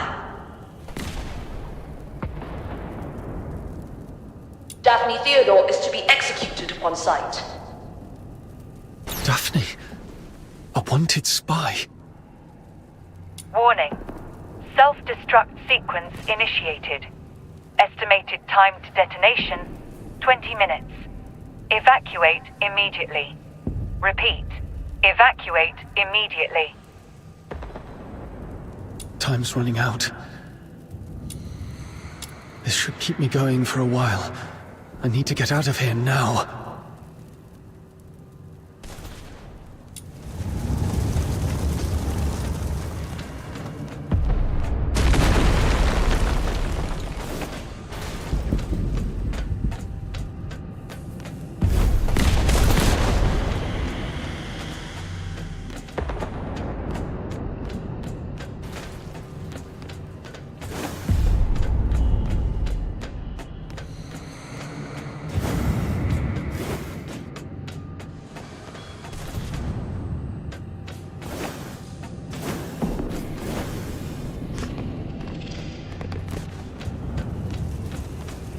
Freeze!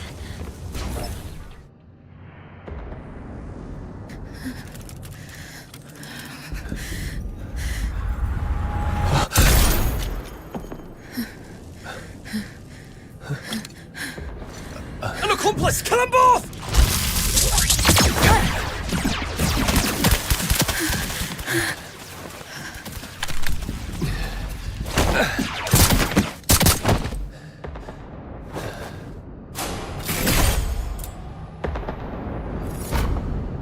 This time, we'll make it back safely. Just like always. How much longer must the flames of war demand our blood?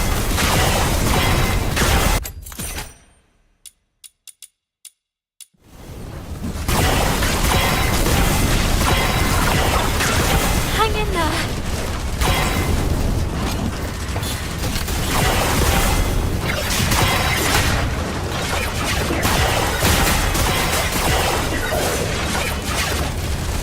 Watch out!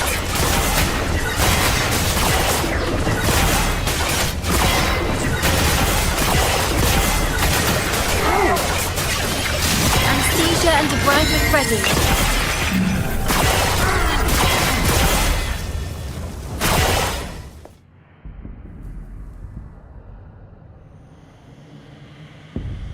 There. The bleeding's finally stopped. Wait. Where are you going?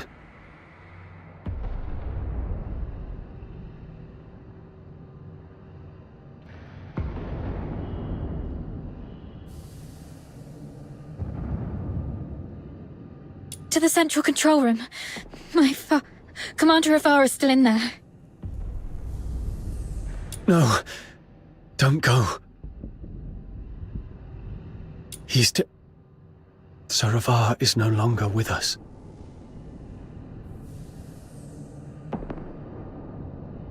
I have to check on him myself. Maybe he's just heavily wounded. As a medic, I can probably... Get back here. They burned down the entire central control room. Sir Avar's final words were for me to bring you safely out of this place. At least respect the man's dying wish.